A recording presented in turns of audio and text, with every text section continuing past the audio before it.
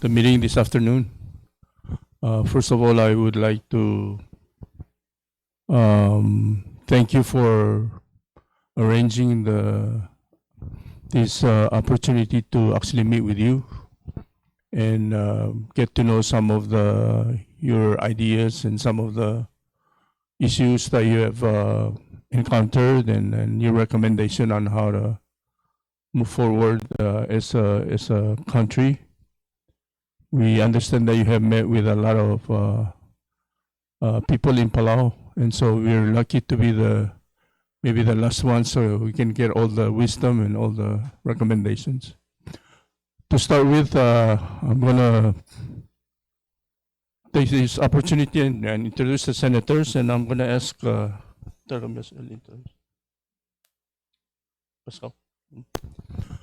introduce the senators who are here, and then I'm gonna give Delegate Otong to introduce the House of Delegate, and then we'll give you the microphone to take the charge of the meeting, and then we'll go to open discussion.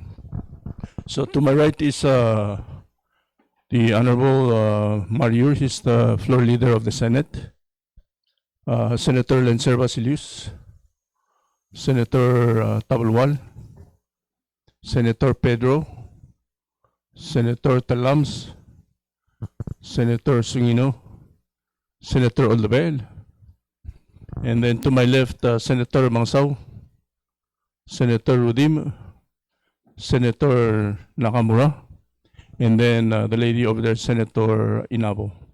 Let me give the mic to delegate to introduce the delegates who are here. Thank you very much.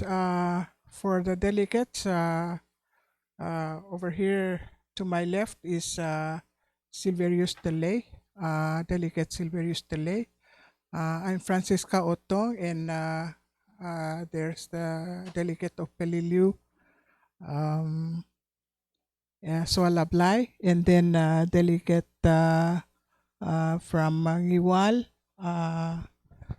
Elender Ngiramkati, and then delegate Rebecca from SR. Chairman Galbraith, I give you the floor so you can introduce the members of the team, and then the floor is yours.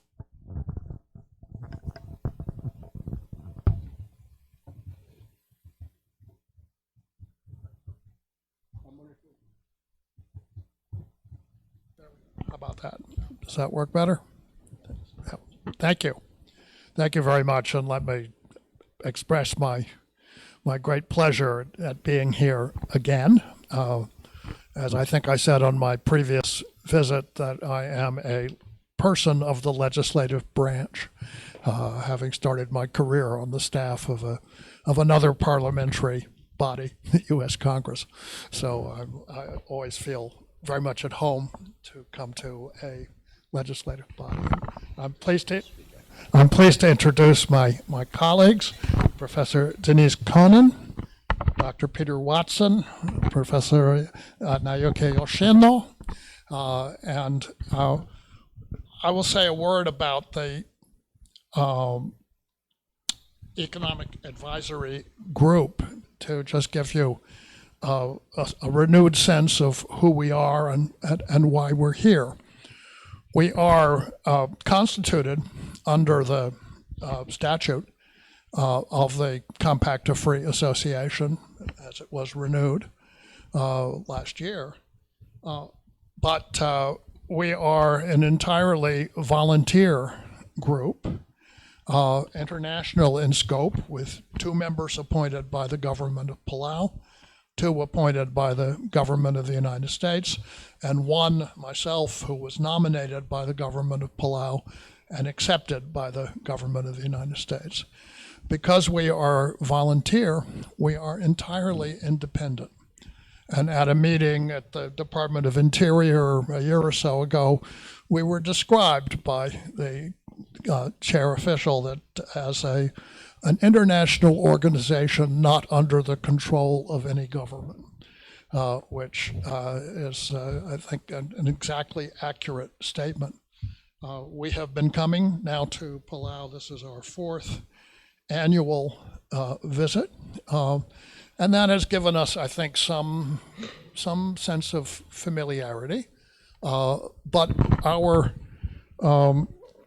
our purpose on each of these missions is to renew our acquaintance, to speak to as many different parts of this very complex structure as we can, and to essentially develop and eventually consolidate our sense of the opportunities and the challenges that Palau faces.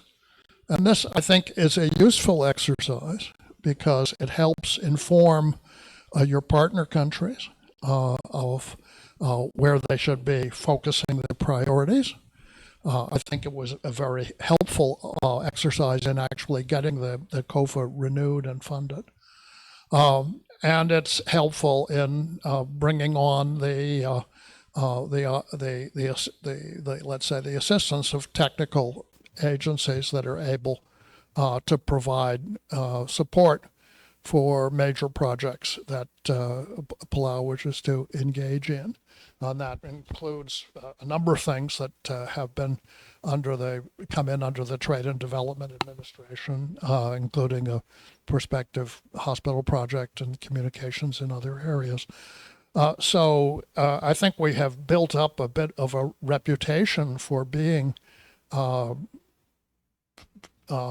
informed, fair, and reliable. And that, I'm pleased to say, has a reputation which survived the transition in the government of the United States, so that we were present at the bilateral meetings in July and extremely well received there. I'll say that as we've come through this 4 years so far, we're the picture that we have is markedly different and really greatly improved over the situation 4 years ago. At that time, of course, Palau was still very heavily isolated and in the throes of both the pandemic and the decline in tourism that had been going on for quite a few years before that. And the compact negotiations had not really gotten traction at that point. Since then, the COFA has been renewed and funded, as I've said. The economy here has recovered on a steady and potentially sustainable path. It does not look like a boom and bust situation, but one which has a considerable amount of strategic focus to it. Visitors have started returning. Connections have been restored to the outside world and continue to be restored.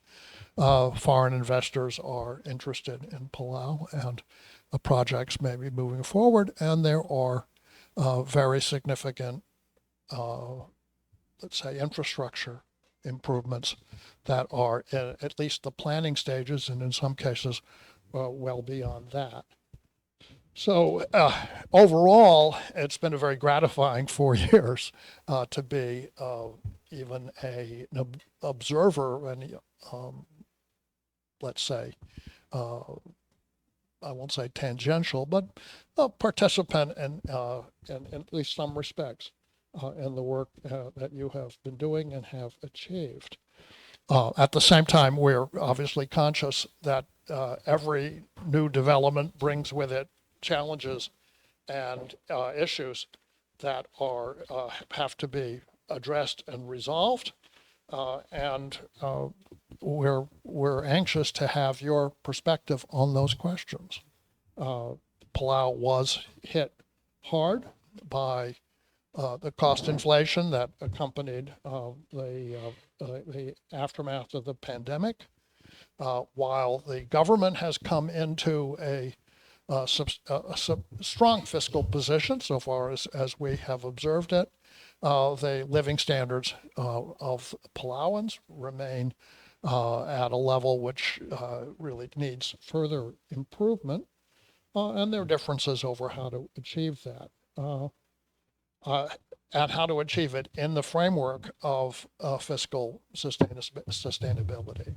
We have talked in the last few days to the people responsible for Social Security, the civil service pension plan reforms.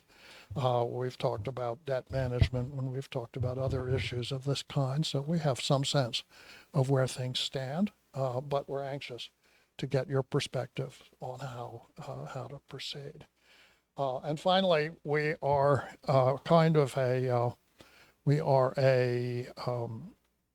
let's say, a forum in which larger issues can also be discussed, and we're anxious to hear your views on the larger questions, the questions of overall security, questions of cybersecurity, questions of the integration of Palau into the regional economy. And so these are things which, and the questions of how to further advance and coordinate the support given to Palau by not only the United States but by your other partners, including Taiwan, including Australia, including Japan, of course, and including India and others. So we have a rather broad mandate on these questions, but at the same time, our role is strictly advisory, and we're here at really the start of a process, not the completion of it. Our cycle begins with this mission and these meetings, and we will try to frame a useful set of ideas and issue a report in the early months of next year, including possibly some consultations in Washington. So we're an opportunity to project your ideas to an audience that might, otherwise be harder to reach and harder to hold. So I hope that we can continue to be useful through the period ahead. Thank you. Thank you, Professor Galbraith. Let me, before we continue, you like to introduce yourself? Recognize the Honorable Delegate Colibert, Vice Speaker of the House of Delegate, and Delegate May from the state of Irai.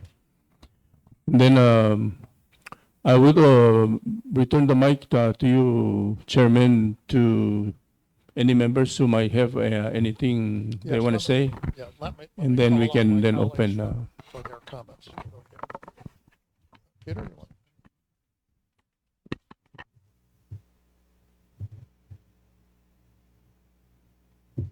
How's this? Okay.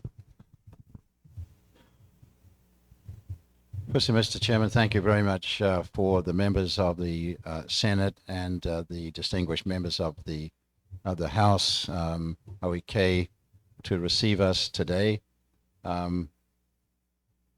As Chairman Galbraith has indicated, this is our fourth year of serving as the independent mechanism for receiving and exchanging views on how to improve the economic self-independence, if you wish, of Palau. That certainly is the mission, as I have tried to bring a perspective to, an independent economic and vibrant economy whereby individuals, citizens of Palau have economic independence, economic sovereignty, is the core set of objectives that I think we mutually share. How do we grow the wealth? How do we grow the sustainability of this community? I think that is really why we're all here today. Our responsibility in that regard is to be fair and objective in the information we receive, to be able to identify, I think, responsible ways of being able to have mutual problem solving with you and the other members of your community that we've spoken to. The last 4 years, as the chairman has indicated, has seen a very significant consolidation in the economic and political stability of Palau. We are still at the very beginning. Even the United States, of course, next year only celebrates 250 years of independence, not much. It's still a very young country. And so in that context, we're seeing, I think, a very energetic and robust set of commitments from people such as yourself to develop the economic, political, national security independence of Palau. I was fortunate, along with Chairman Galbraith, to participate in July in the United States-Palau economic and political bilateral meetings at the Department of Interior. We were invited to participate and give our views, which I think was a very important sign that this group is being taken very seriously, both by the government of the United States and the government of Palau. Our views are being sought, not just in Washington or indeed, I think, here, but we met with a number of the members of the donor community earlier this week. And I was actually struck by some comments a number of them made. They looked to our body for thoughtful suggestions, independent suggestions, objective views that they can make their own project and policy developments on. So I don't want to go on too much longer, but I would say both personally and from the group, we take this responsibility very seriously. We are doing nothing less than assisting the economic, political growth and social welfare gains of a whole nation, a young nation, with great aspirations and a desire to be economic, politically independent. And that's really what we support. We don't have a monopoly on good ideas. That's where we would very much continue to like to receive your thoughts and suggestions. I'll just close by just quietly going back to the bilateral dialogue this year, July. There's no question that this administration, and none of us were appointed by this administration, I'm referring to the Trump administration, but we are continuity of it. And I was struck by the very powerful support that the Trump administration, through Principal Deputy Assistant Secretary Bill Hague, towards Palau and the relationship between Palau and how central to Palau the United States feels. You recently had a meeting with the Deputy Secretary of State when he came through here the other day.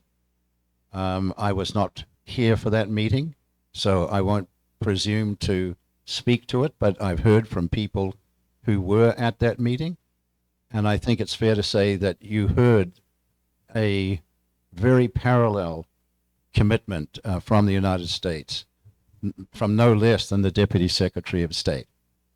But I'm not here to speaking on for and on behalf of the United States government. That's not our role.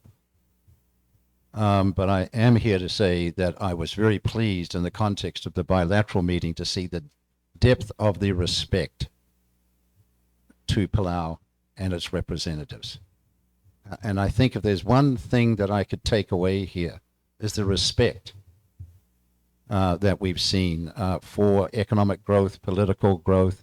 There are differences of views, obviously, clearly, as to how those objectives are met. And as an old dear friend of mine would say, you cannot take the politics out of politics.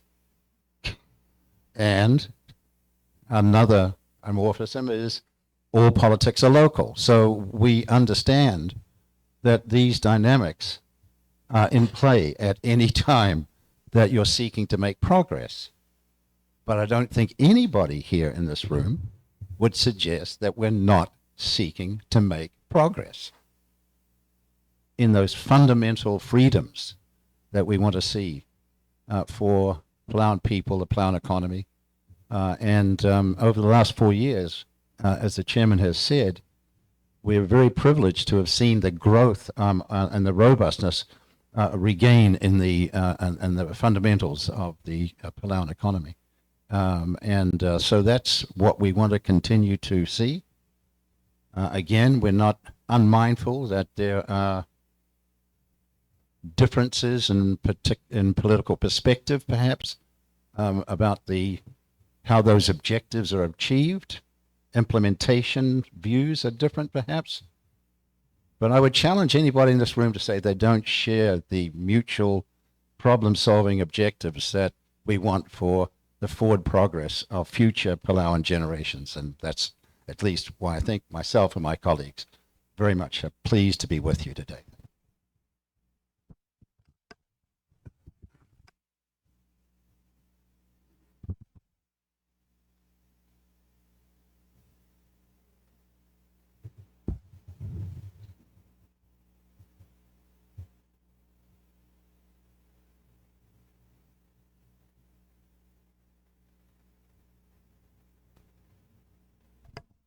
Okay. Thank you very much for inviting me today. I'm Naoyuki Yoshino. I was selected by Palau government, and I'm one of the members of EAG group. I was academic scholar, but I had been working under Prime Minister of Japan in past 15 years under Financial System Council, and also I'm a chairman of the debt management of Ministry of Finance. And I myself worked from 2014 to 2020. I was a dean and CEO of Asian Development Bank Research Institute. So I had both academic background and also some practical exercises. And I would like to make 5 points in the past 4 years I learned about Palau. And I would like to seek for sustainable and trustable economic growth of Palau. First one is domestic savings has to be well managed, and that can be used for domestic investment, housing, small businesses, and infrastructure. Many Asian countries have succeeded in economic development, and almost all of them, the engine of growth came from domestic savings. And that has been circulated within their home country. Palau, first, savings rates are not so high. And most of the savings are deposited in US bank, and that 90% of your savings are invested in the United States. So it is very important to circulate your domestic savings and also encourage students and young people to save. Japan's savings rates during the samurai period was 0. And Japan had no custom to save during samurai period. When they had income, they spent all the money, and if the money is left over, they drank Japanese sake. So that was a Japanese custom. Then 1878, the samurai period was ended. A new finance minister thought domestic savings are very important. And he went to the Buddhist monk and asked him, could you preach Japanese people savings are very important? Then this monk denied Japan does not have any savings custom. Then he was very angry. And he started the children's savings booklet at school. So each children have their own booklet.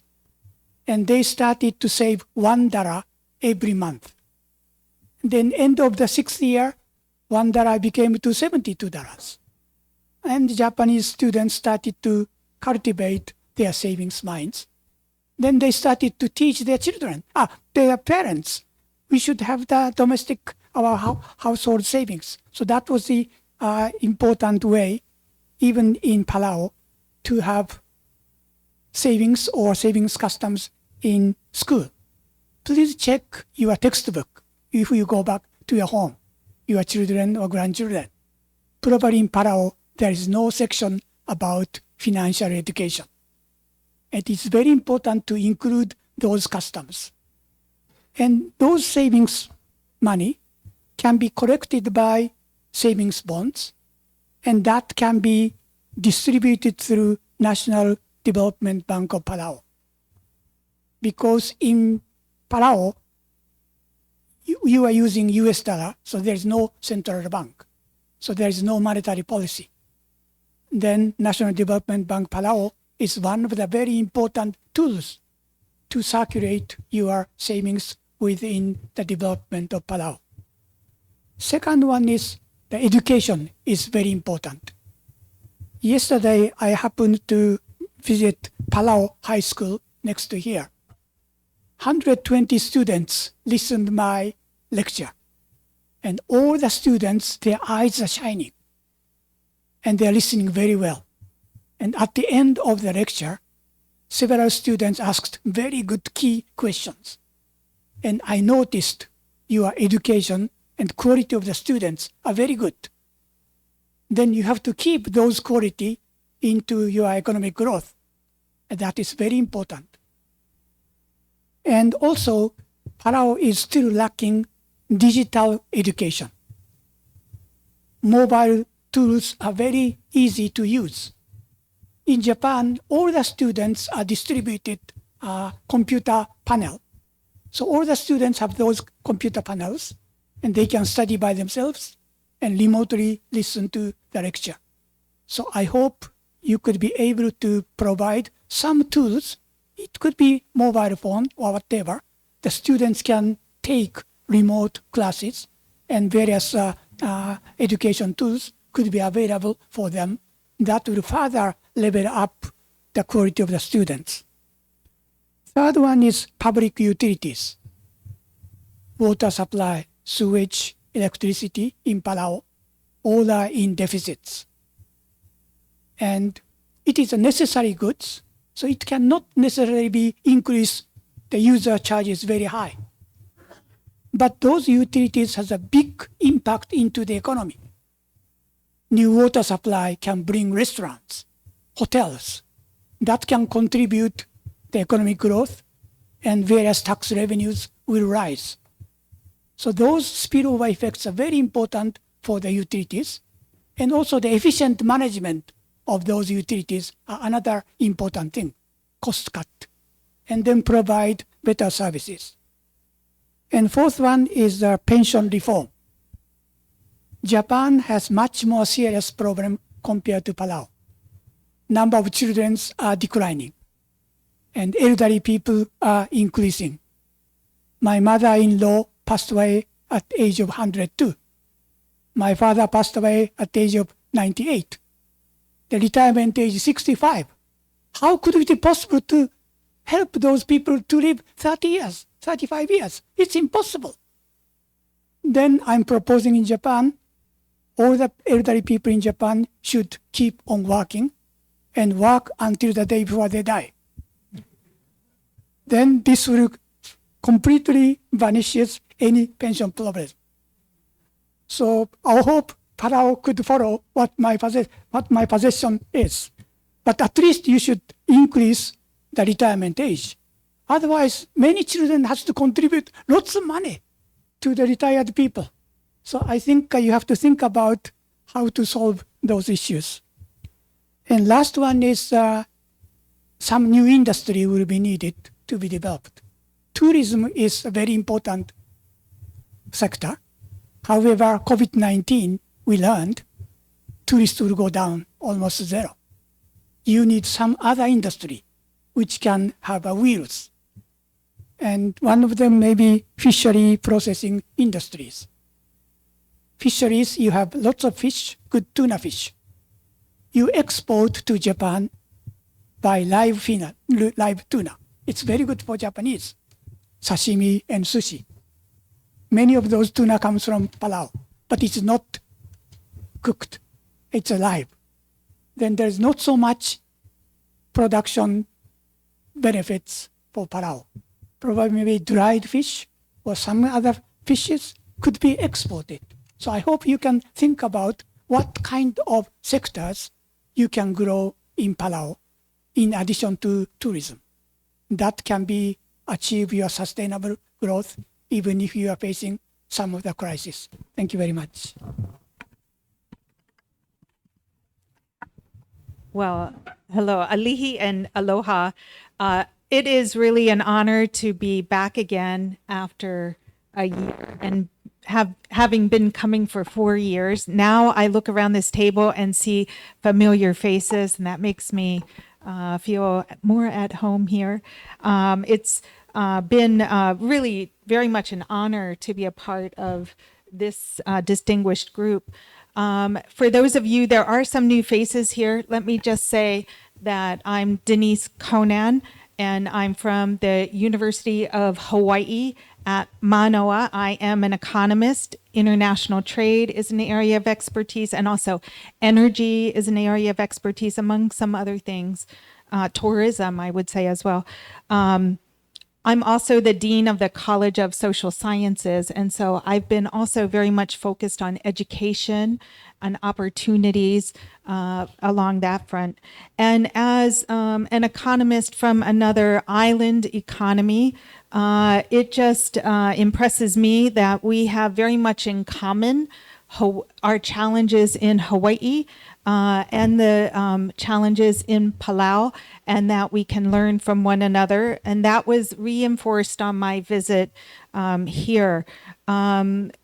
Much has already been mentioned, so not to repeat. I also want to say that the OEK conversation we had last year was very dynamic, as I recall it. And we received a lot of input, and that was quite helpful to us in formulating our annual report, which will come out much later, in the springtime, around May or so. So we will take time after this visit. This visit sort of opens our eyes to the current issues and allows us then to look at them more deeply as we come up with our report. So I hope you'll be frank in your conversation with us, because it really is quite helpful. Talking of tourism, I was impressed to see that there are now more new direct route from Japan. It seems like that will help very much to diversify the tourism that comes to the islands. It would be nice to see even more routes like that, some improvements from other destinations, and that could be very helpful. But is there an opportunity to diversify further in your economy? That is, of course, a question we in Hawaii also face. We face that trying to recover after the pandemic and seeking, new kinds of opportunities for growth and development. Private investment is very important on that front, and already mentioned was sort of infrastructure issues like energy, like water. These are all challenges that have a public dimension to them, and I know you are considering options there. I'm very happy to see in the area of the utilities that the Hawaii Natural Energy Institute has been working with the Palau PUC and working on technologies, because we share a lot of the challenges with having island grids. We don't have underground cable for electricity or power, so these are technical and complicated issues that can be worked on together, and that can be hopefully a positive thing. In terms of education, we were able to meet with PCC and also Ministry of Education. And I was glad to see, when we came before, we heard that there was disappointment that the Peace Corps had pulled out. And so our group was part of advocating for the Peace Corps to return. That can be something that could happen that provides capacity. And so I was so happy to hear that the plans are for 20 Peace Corps volunteers to come. And I feel we had some role. I like to claim some credit for advocating for something like that. But we need to hear those kind of ideas from you. We can bring some voice to it. But I'm impressed with the work of the PCC. They have interesting collaborations. I was excited to hear they have a new BA in science. That should be very beneficial. And the more opportunities we can provide here in Palau for youth to become more highly educated, highly skilled, hopefully that will be talent retention, creates opportunity for that. So we have various collaborations to provide, with, I think I heard from UC San Diego, I believe they have collaborations with them, as well as new collaborations with University of Hawaii in areas like education and nursing. And I'm trying to push online economics as one possible way for us to advance together. Something else that is impressive is the tax reform, that major efforts were taken on your part to do a major reform of the tax structure. And it seems there has been a positive start. And I'm interested to hear more about your thoughts on that. But that one aspect of it, and we also have a gross sales tax in Hawaii, is putting some of the burden of taxation onto visitors, onto tourists, can have a positive aspect for you and for tax collections. How the tax revenues are used, that is, of course, to be thought of. Let me also just note the issues around workforce, but also, talent retention, immigration issues that you face. We also have similar concerns. Also the low birth rates. That's a situation that is, I'm sure, a challenge, and something to focus on. How do we improve quality of life? That's maybe an overarching question to focus on, to create an attractive way to retain talent here and help grow the economy. I think I could speak for a long time, but let me close to just say, well, maybe one other thing is that we did have very productive conversations with the donor community, and there felt like a sense of urgency around what might happen in the next 3 years. That there is maybe an importance to coordination and collaboration with the donor community to do some positive things for your community. So there's many other issues to talk about, but let me just pause and turn it back to Chairman for the next. Thank you to my colleagues. I would just add to what Denise Conan and Yoshino Sensei said about some of the longer-term challenges for the structure of Palauan economy, but also the demographic future of Palau. We're very conscious, of course, that there's a strong tendency for outmigration and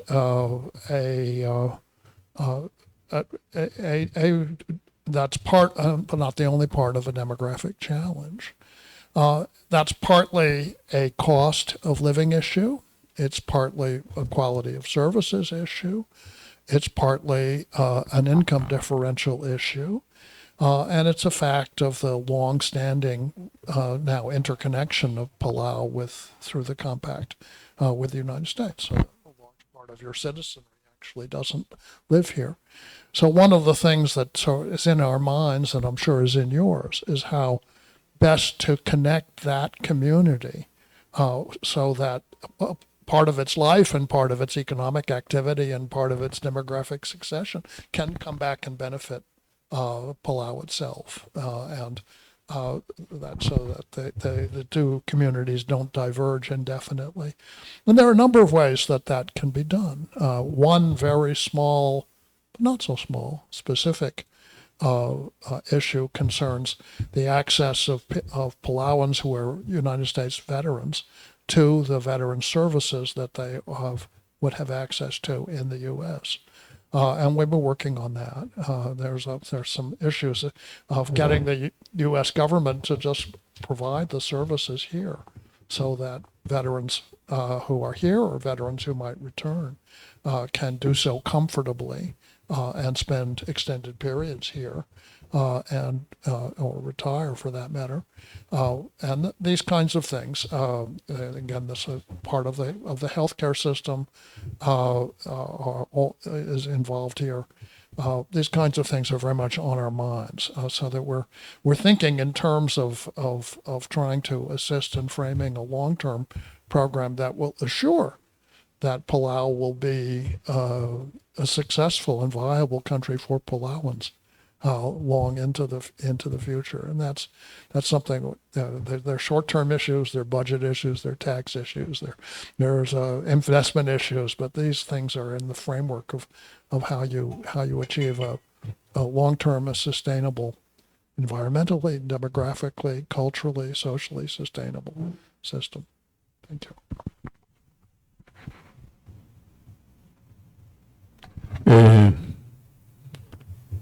Vice Speaker na kultur ke sebele di coordinator ma meeting kita malak na kora mo potokla dilungi. So thank you very much for your statements, and now I can open the floor. So let me first recognize Senator Aldabe.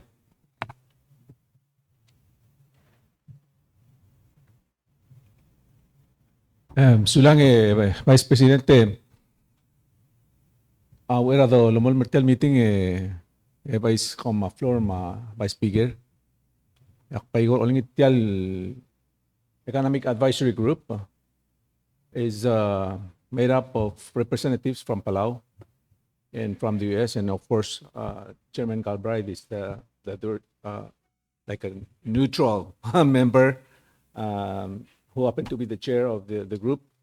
I understand Caleb, former Minister Uduy, is also a member of the group, and he's representing Palau. So I think it's only fair if we can invite him to take his seat with this group, and also to give him the opportunity to share with us his perspective over the last 3 years that he worked together with his fine individuals. I think that will be something that our fellow members we want to hear from our representative from Palau in the group to say something. Yeah, just to be fair, I asked him and he overruled me, and I cannot tell him what to do. So Unless he resigned or the president fired him. I will just say that we've benefited enormously from having Caleb Uduy with us over the last 4 years. Yeah. do you have anything that you wanna kind of open before we go to the open discussion? Sorry to put you on the spot, but Thank you, Vice President Corte, and good afternoon, everyone. I wanted to sit in the back and let you have more attention from our friends who are not here as much as I am. And we are discussing some current issues, short-term issues, as our chairman just said. And I think that they have a very good sense of what's going on. But the focus is on working together with us to promote a better future. And the temporal issues are something that we can discuss at any time, subject to your call. So I defer to our friends from abroad to give them more time with you. We can always get together at Custom or at your house or my house, or Senator Eldebeel's house. So I just wanted to let them take the limelight for today, but I'm part of the group. I think our group is a very strong group from the beginning. We have worked very well together, and I think the diversity that we have here represents a very positive support for this group and for the relationship between our two countries. And I think it's been taken very well. As we have said, this is an independent group that advises both countries on how we can do things better and address some of these major challenges that we're facing. Things that we are dealing with are not simple. As we have discussed internally, they're multifaceted and complex. So we don't take them lightly, and they're not easy to solve. So we try to get as much input from everyone as we can. Everybody's idea is a valid one, and we try to put it together and recommend a possible way forward. So thank you for asking me to come up here. I'll try to let them answer more of the questions for you. They have some very good perspectives from their backgrounds, and I encourage you to ask as many questions as you can on issues related to what's happening now and what may happen going forward, that we can both work together to improve our future and our children's future. So thank you again. Happy to be here. Muito obrigado, Senator Aldever. Sulay, Vice President, muito recognize nga game. Well, first of all, thank you, Caleb, for that brief perspective that you have shared with us. And first of all, I want to welcome Chairman Calbride and your team to once again come to Palau at the very moment that we are deliberating on one of the most important legislation in the country, which is the unified budget. So I think your visit this time is very timely, and we appreciate that you come to share your perspective of Palau over the years that we enter into this new term with the U.S. Under the Compact of Free Association. So we have a lot of have spent a lot of time deliberating on our national budget, and we sometimes differ on a number of things which are relevant to the formulation of our national budget, and a lot of which are related to the economic situation, our fiscal policies that are in place and that are not in place, that might be important to hear from you, or recommendation from you, the group, to help us better understand what would be considered important to put together a unified appropriation for the government that will serve the best interest of the people of Palau and our government. So just to say that in general, I have some of the questions that I might raise. I don't know if I haven't really looked at your annual report. I haven't really looked through it thoroughly, but if you may share, one of the contention in our budget deliberation is on the wages, the level of wages that Palau has, as opposed to the national spending situation. As you know, you probably know that we passed a minimum wage law back in, I think that's 2014, to bring the level of minimum wage from $3.25 to $5 an hour. And that was basically based on some kind of wage study that was done, I think, back in 2020 or around that time, which I believe it was suggesting that the appropriate level of wage, minimum wage for Palau would be around 6.30 something. I can't remember the exact number in the top of my head, but it was suggesting that it will be something above $5. So, having said that, at our session yesterday, considering the Senate's version of the budget at the final reading, we spent some time like debating whether we should delay the second extension of the minimum wage, which is basically brought the minimum wage from 350 to 425, and then to $5 comes this October 1st. So there were some recommendations to delay that implementation to another year while we let the economy recover.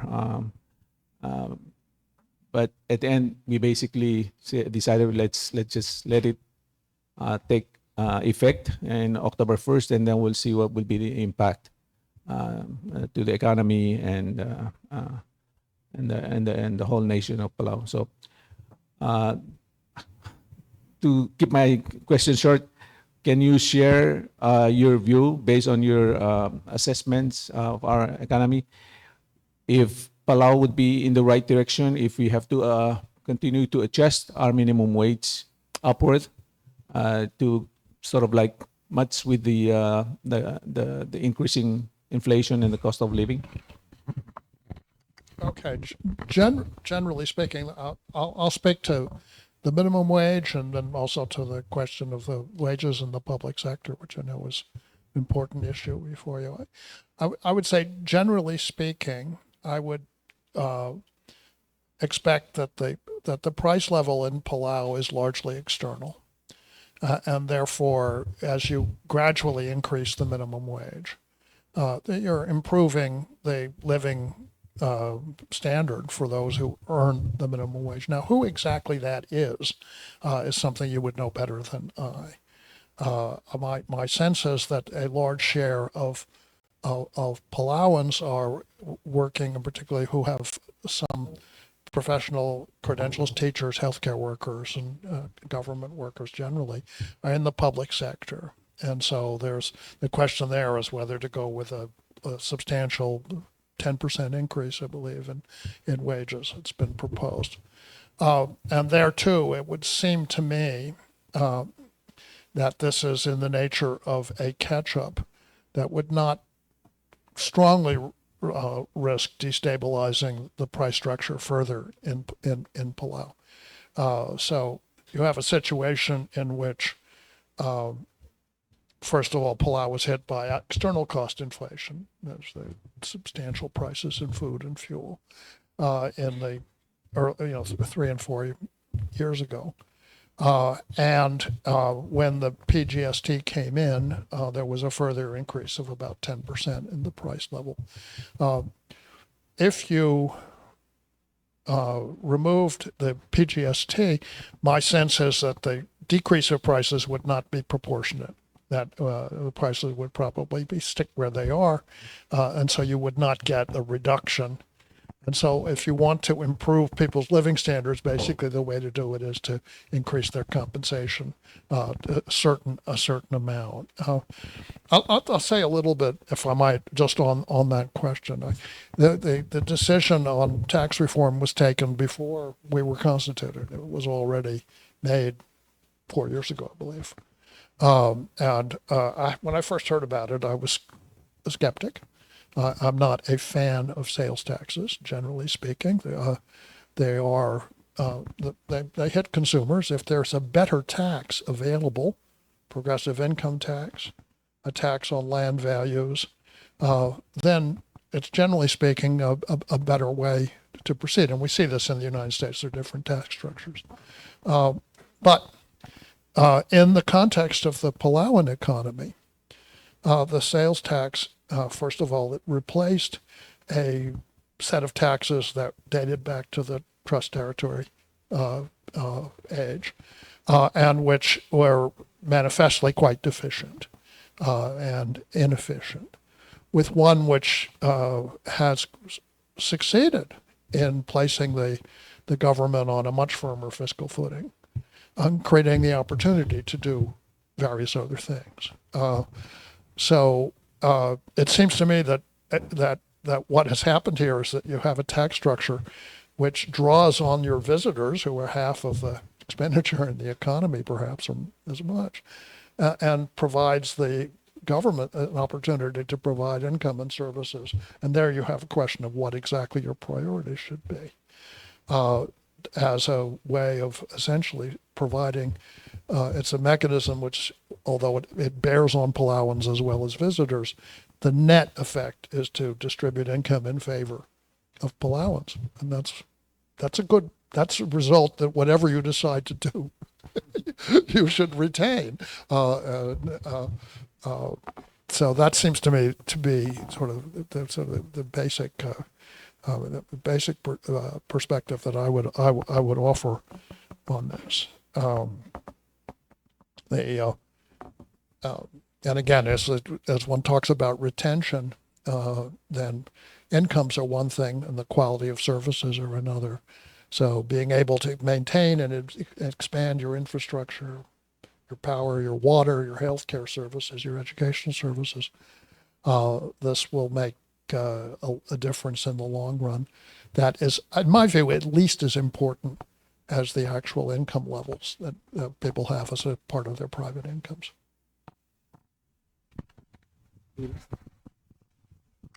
I have several questions, but there's so many of us, so I'm just gonna ask one more question and then I'll let others do.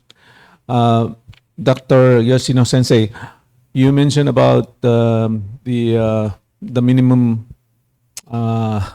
amount of domestic savings that are almost 100% being exported to the U.S. Capital market to be invested there. And you are suggesting the concept of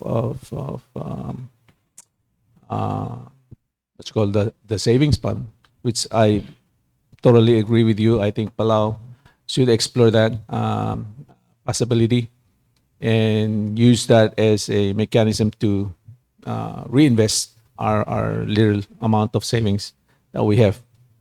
However, the 350 million local savings, I think that's still not sufficient to sort of jumpstart our infrastructure development, especially if we have to finance those critical infrastructures. So my question is there a possibility of classifying the trust fund money, and I'm speaking about COFA trust fund, to be classified as a domestic savings, so we can use that as well on top of our individual savings for that purpose? It is very important to first accumulate domestic savings and then circulate it within your Palau economy. That is very important. And infrastructure is one of them to be financed. But most important point of infrastructure is not just constructing infrastructure, port, airport. Then that's not necessary enough. Those infrastructure has been well utilized, and then bring much more tourists or bring your products to overseas. Those spillover effects are very important. So those spillover effects has to be much higher than the production costs, multiplier effect. So you have to always think about doing some infrastructure, but you have to have lots of spillover effects. For example, your road from here to new capital, I went through many times, there is no coffee shop, only one coffee shop, no souvenir shop. Those should be constructed. And then those are the spillover effects. So you have a nice road, but there is almost zero spillover effects. And that is not enough. And if you have creating a huge spillover effects, then the rate of return becomes higher. Then even the interest payments can be fully recovered. So please think about how to develop the region by constructing infrastructure, rather than just thinking about infrastructure construction itself.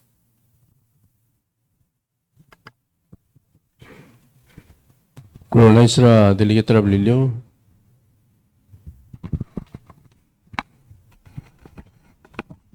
Sulang Vice President Senator Corte, Vice Speaker, Dr. Galbraith, and all the members of the Economic Advisory Group, thank you for doing a great job for Palau. 4 years ago or more, we were here you ask our input on what to do when you do the reforming on the compact, based on the economic, based on our ideas that we see Palau because it's our country and you want that from us. So we told you and you did a great job. I say that because not too long ago when the President of the Republic of Palau, when he announced on the State of the Republic address in 2025, which is on April this year, he said, prior to the COVID, we have this much money for the Republic. We went through the COVID, everybody had a hard time. And then after the COVID, and here we are. We have more money than prior to the COVID. So I must say that you did a great job.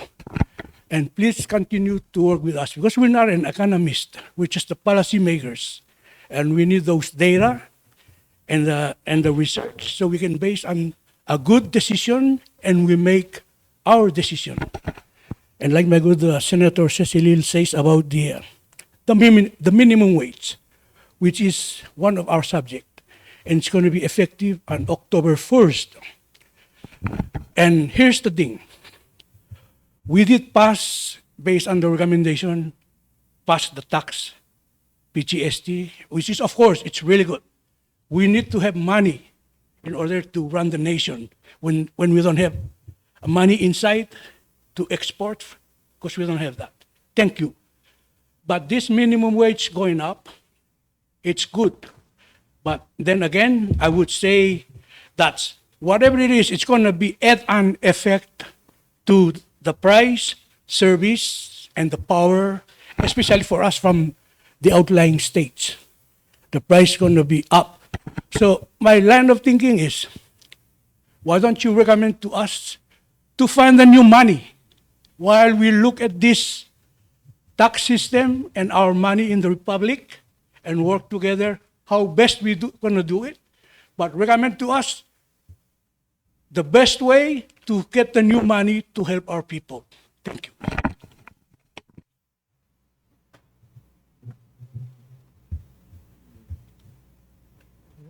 Kalilam na suringi Colonized Senator Mangsao.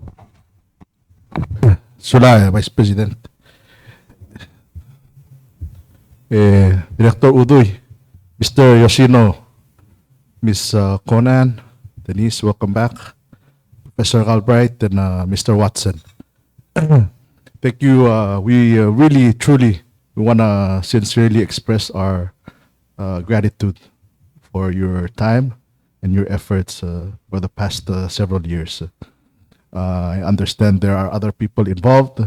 We see in the back of the room, we have the graduate schools that also supported this effort, and also the Department of Interior and the Ministry of Finance, Palau Ministry of Finance. So we thank everyone for their collective efforts on this. And I did read the report, and so I thank you. I thank you for your independent assessment on the progress so far. One particular section really struck me, and it's the first sentence under your findings. Number one under findings, I will try to quote the sentence verbatim, word for word. It states, the economic gains so far have, however, not translated into the improved cost of living of many of the Palawan people. And that's a very strong statement. And I think that's the present situation that here in Palau right now. Although we recognize all these economic gains, but the people are still struggling to make ends meet. And so the question is, do we raise minimum wage? Do we reform the tax? What do we do?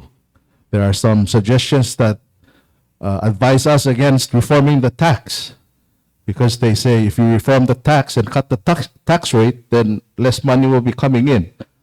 How are you going to support not only the government, but support the very people that you need to support?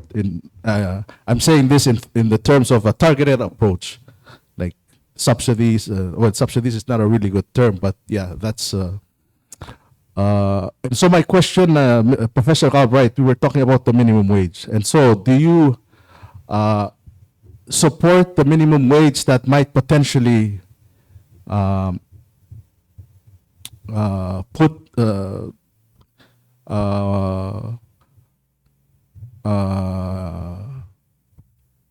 more pressure on the inflation in the inflationary pressure on the current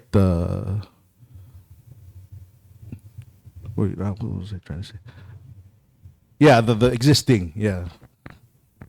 Or wait, I just lost my trail of thought. Could you just expand on the if we did enact the okay, if we did go ahead and agree on the minimum wage, would that put more inflationary like pressure on the economy, or will it really give the people more buying power at at present time? This is a very important question, and I appreciate your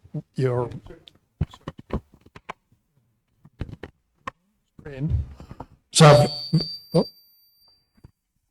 very important question, and I appreciate your having mentioned that passage in the report, because that was put there very deliberately to acknowledge that while there has been dramatic progress in economic recovery and fiscal recovery, the level of the real wage, that is to say, wages in relation to the prices people have to pay, has not improved as much as it should.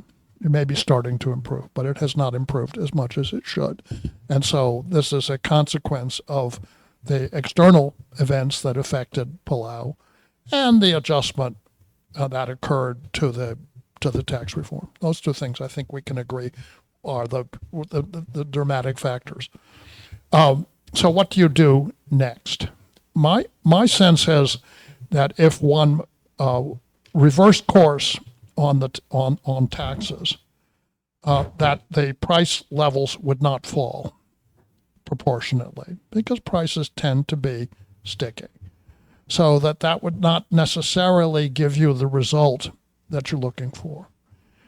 So then perhaps the alternative strategy is not only to raise the minimum wage, but also to raise the wages of in the professional sectors. Because then you have people who have more income, who are able to easily afford the extra costs of the minimum wage labor that they engage. So it's a cascading effect. Would that by itself affect prices in the Palauan economy? My sense of that is not very much, because those prices, primarily the prices people pay, are food and fuel, and those prices are given to you. You're not making much of a difference in terms of the local incomes are not making that much of a difference. And if your economy continues to improve, which we hope and expect, then the additional revenues that will come in can be deployed for other purposes, including improving services, which is another contributor to the standard of living. I mean, it's not, the standard of living is not just what is a private income relative to your grocery bill. It's also whether your schools are in good shape, and whether the water pipes are function, and whether the power stays on, and whether the healthcare system is such that you can go and get the care you need here. And there's a lot of care that people do need without having to be shipped off to Taiwan or to Honolulu or Guam. All of these things are part and parcel of the standard of living. So that's where you need to. It's a complicated problem, but one which I think can be, in this environment, with reasonably steady improvement in the core of the Palauan economy, you have a reasonable prospect of dealing with it. Can I add one more comment? Okay, from economist point of view, if there are no productivity improvement, then wage increase, producers has to increase their price of their sales. Then wage increase will become the same as price increase. Productivity improvement is very important. If the productivity improvement by 10%, then wage rate goes up, only 90% of the price will be transferred. So company has to think about how to improve their costs, how to improve their productivity. I'll give the long time ago, Toyota has introduced just-in-time system. There were lots of inventories in Toyota factories. Then Toyota decided to make our inventories zero. That means whenever it is needed, necessary products come in. So no need for inventories. That reduced 30-40% of the costs. Rental costs are very high. So I think Palau company has to think about how to improve your productivity, and the improvement of the productivity will be gained, then the price increase will be much lower.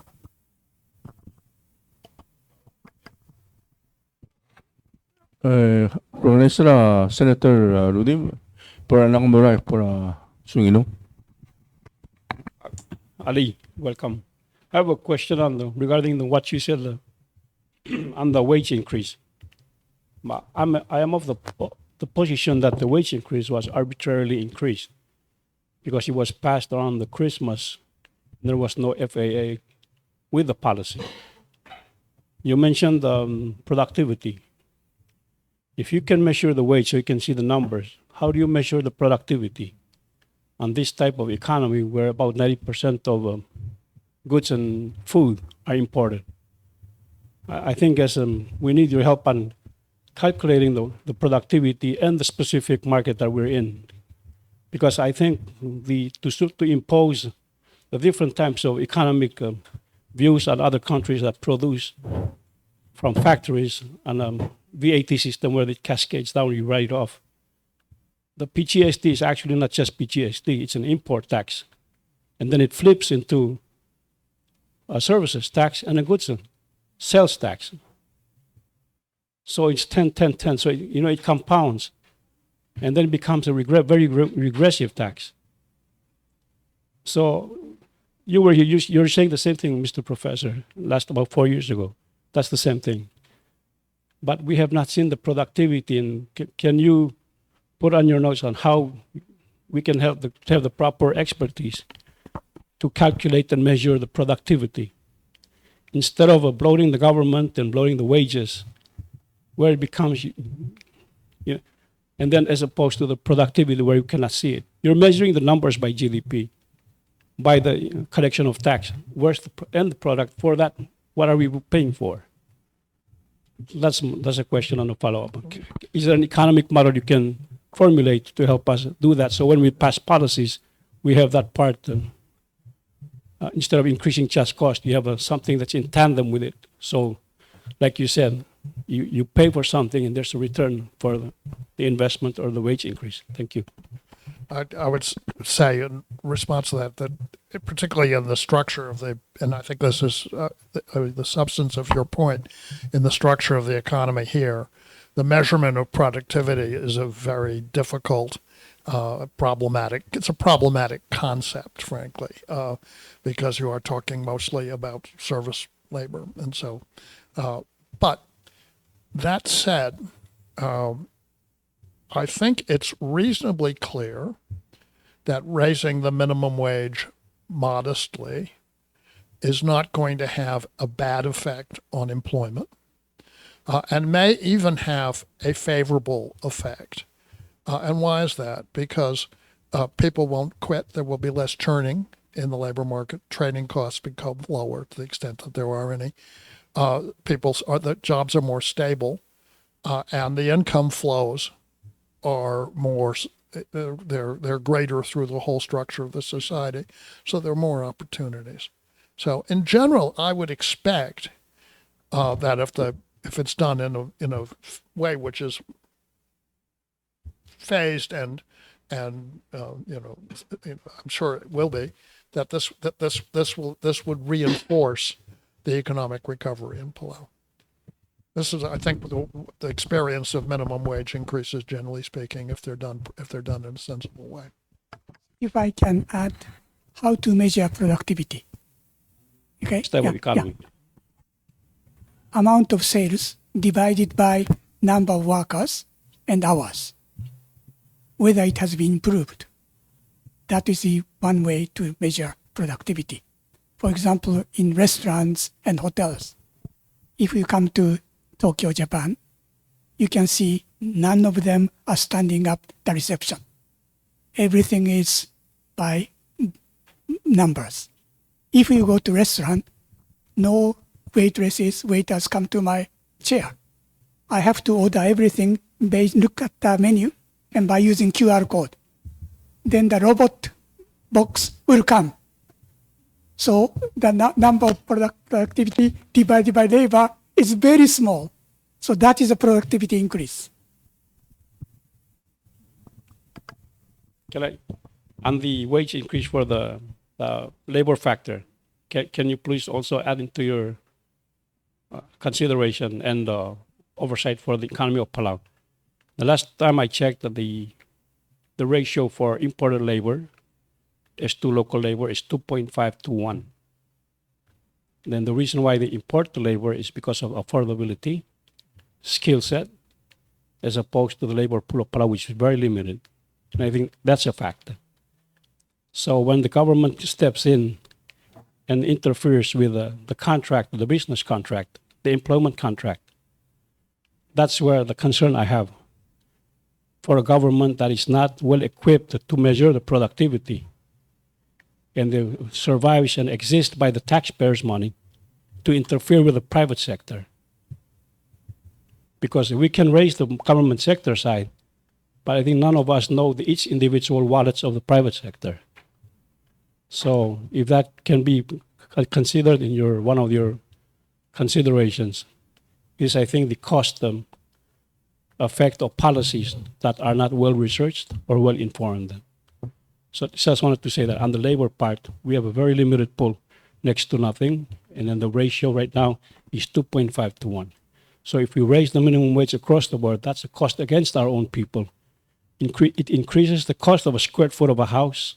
It used to be $54 a square foot. Now it's about $90 to $100. Reduce the square footage, and a lot of hardship for that part. So I think that's the immediate cost effect of the minimum wage from $3.50 to $4.25. And now we're going to see an 18% increase, where the labor market for the construction side, to build simple residential houses, is about 99.9% imported labor. So please put a note on that as a concern on the economic oversight. Thank you. Senator Nakamura. Sulagi Chair Vice President. Good afternoon.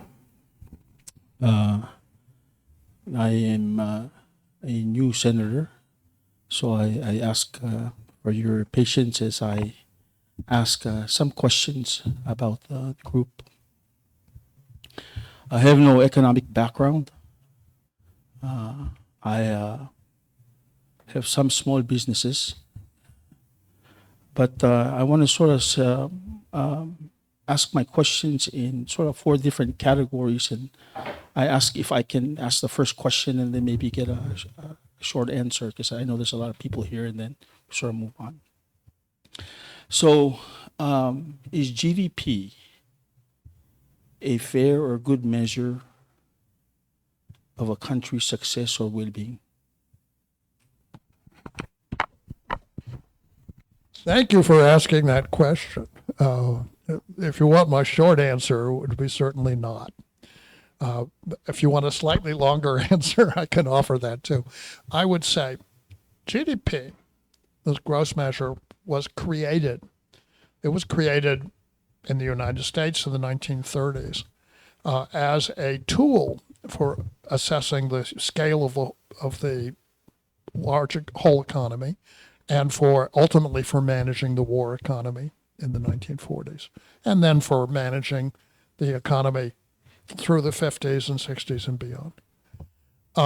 Its usefulness as a measure, it's never been a useful measure of well-being, and its usefulness as a measure of economic strength has greatly eroded because the very largest share of GDP, for example, in the U.S., is service labor.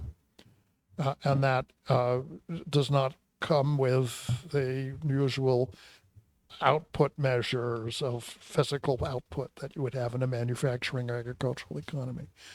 So a country can have a very large GDP and still have enormous deficiency in its infrastructure, in its productive capacity, in its national security. We're experiencing this. So I think one has to be careful, but the measure still has important uses, and in particular, it measures the total volume of transactions. And from the standpoint of the Palauan economy, it will be closely associated with the fiscal strength of the government, because you're basically bringing in people to spend money, and as they spend money, that boosts your GDP, and as that happens, it boosts the tax revenues that the government can then spend on whatever purposes you decide. So I wouldn't discount it as a useful indicator, but one should not confuse it with a general indicator of social well-being, or for that matter, these other larger questions of national strength, if you like. If I can add, as the chairman said, there are many new indicators has been created. About 20 years ago, net national welfare was computed, but it stopped. And recently, happiness index was announced. Then United Nations had a survey. In the world, Bhutan is the top happiest country in the world. They are not rich, but everybody is in the same level. But how do we measure happiness? So I think you are correct. GDP is not that perfect measure. But so far, many indicators have been created, but always we come back to GDP. I asked that the question because GDP always comes up with respect to Palau and with respect to aid and grants that we get. So, so recently I was been reading a lot about the Human Development Index, where it takes in the economic portion, as well as health, as well as other social welfare things into this index. And sometimes I think and I tell myself maybe that's a better way to look at a country. So we're done with GDP. Now, related to this GDP is I'm really interested on the data that the group is getting from the government or from whoever your sources. And I tend to be corrected because I'm going to ask this sort of question on a macro level. And the question is, in a small country like Palau, where goods is controlled, the importation of goods and the trade of goods and the sale of goods is controlled by a handful of people. They control the prices. And the construction side, where we have a lot of military projects that are coming and we see that they're coming, we have a handful of those construction companies that will benefit. I'm thinking to myself, how does this money coming in trickle down to the poorest Palawan, or the person earning the minimum wage, when I have a handful of people controlling goods, controlling the price of a home, and I forgot, and there's two foreign oil companies in Palau controlling the price of fuel, energy, which affects our utilities. So from a macro standpoint, I really want to know your thoughts about the situation that Palau is in right now.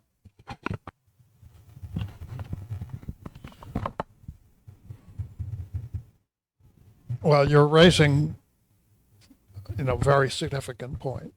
And of course, GDP is not sensitive to the distribution. A dollar added to the income of the wealthiest person and a dollar added to the income of a ordinary working person, that's the same amount to GDP. So it's not a useful indicator of the distribution in the country. That's got to be taken into account in a separate manner. In terms of and I would have to defer to our statisticians, in terms of the effect of GDP of construction projects, if the accounting is done properly, that would be mitigated by the fact that much of the equipment and so forth is imported, and its expenditure on that is subtracted from GDP. So it's netted out of the gross domestic product. I'm not exactly sure how a construction project, what the effect is on the measurement of GDP. What we are sure of, and we are sensitive to, and we have been working on, is that Palau has been subjected to an evaluation at its classification as a high-income country as of a year or two ago, on the basis of the improvement in tourist arrivals and overall GDP divided by the number of people. And this then affects the access to credit, access to support on a concessional basis, and it's obvious that it's not a high-income country. That it's a middle-income country. It's not an impoverished country, but it's not a high-income country by world standards. It's obvious. So what we're looking at is the application of a standard that is being applied rather indiscriminately across countries to whom which is not appropriate, because that number is volatile.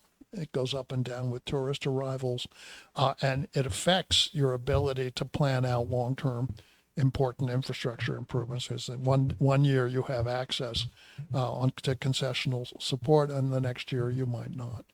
So we are working on that problem. And I think we actually have some resolution or some pathway to resolution of it with respect to the United States. I know, Dr. Watson, you want to speak to that? Thank you. Quite usefully, the U.S. government has understood the lack of usefulness of the World Bank calculation of the per capita income in Palau. I don't know quite how it came about that elements of the United States government uses or did use or makes reference to the World Bank calculations. But there's been a widespread and deep understanding within Washington that this calculation relative to Palau is inappropriate. It has led, as the chairman said, to the exclusion of Palau, not just actually from United States support programs like, for example, the Trade Development Agency has used to have that. And in fact, just to be clear, the Trade Development Agency, which has been critical to 4 major projects here, hospital, airport, telecommunications improvement, and one other, and continue to do so, they're able to do that notwithstanding the fact that they are restricted, otherwise restricted, from dealing with you because of your high net worth calculation.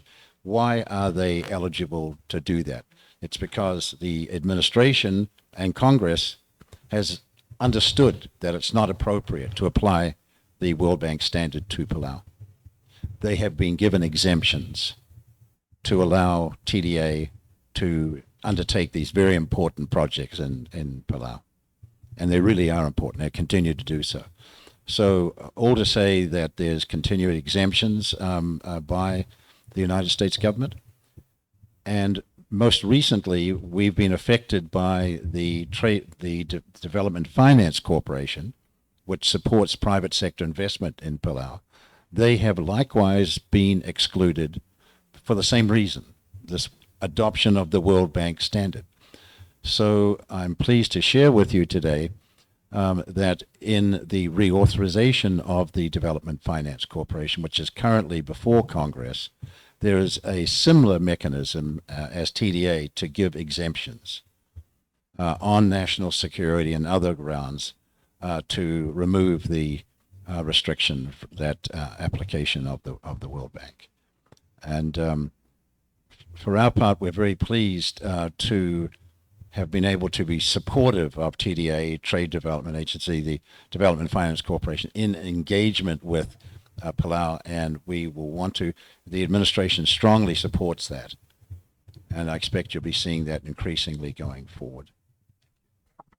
Just add, if I might, that this is perhaps the leading evidence of the usefulness of an economic advisory group and the work that Peter Watson has done to make the understanding of this in Washington, I think, has been decisive, or I think I will claim it as decisive.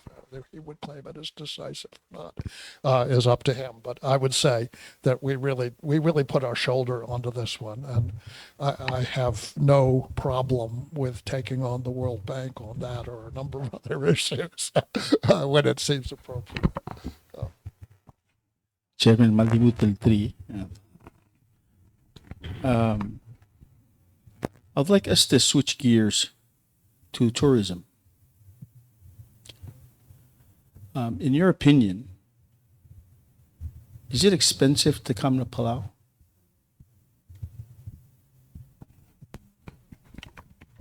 Well, I guess speaking of tourism, one of the biggest challenges is air transportation, and we experienced that coming in from Honolulu, that the flight from Guam to Palau was canceled, and apparently that does happen.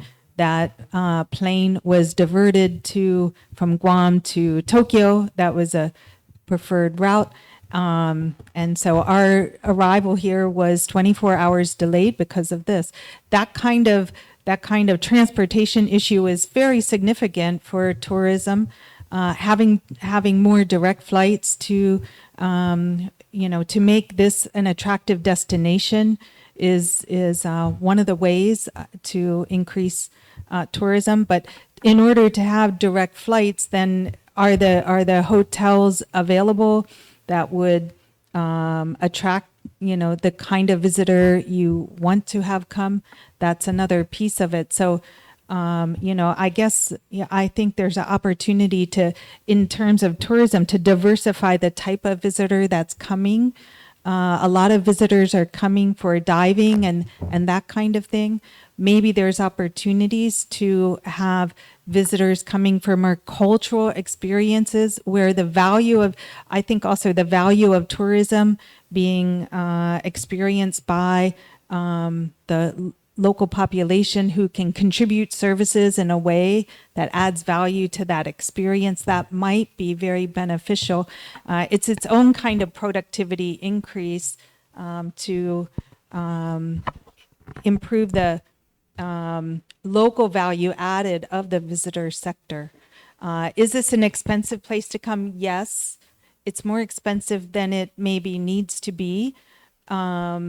And some emphasis on, the visitor experience, though, could also be really valuable for Palau. I would say, abstracting from the cost, particularly coming from the United States, which is very far, that once you get here, no, it's not particularly expensive by the standards of the kind of place, the remarkable, exceptional place that this is. No, it's not particularly expensive. And with a certain amount of upgrading that would integrate the visitors to the life of Koror, which I find very charming, by the way. I've become quite fond of Koror, but the physical layout and the infrastructure can be improved in a way which gives you access to a larger, let's say, upper middle, like the first high end, low impact visitor community. Not too many very low cost package tours that degrade your infrastructure without bringing in revenue, and a modest but not excessive amount of high-end, really high-end attractions, so that you have access to that market as well. But you don't want to turn this into San Moritz, and you probably couldn't if you tried. You have a wonderful asset which can be developed in a way which gives you very strong and sustainable access to tourist markets that are close enough to be reasonable for people to use them. Now, I don't know that many people will come from the way I did from southern Vermont on a reasonable basis, was that you can't accelerate the number of hours that you spend in an airplane. But the cost of flying from other places shouldn't be all that excessive.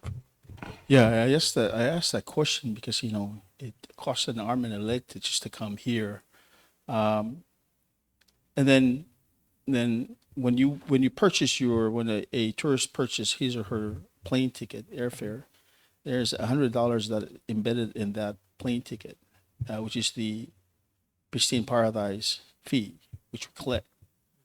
On top of that, we have the 10% PGST and a 10% hotel room tax on top of on a customer's bill.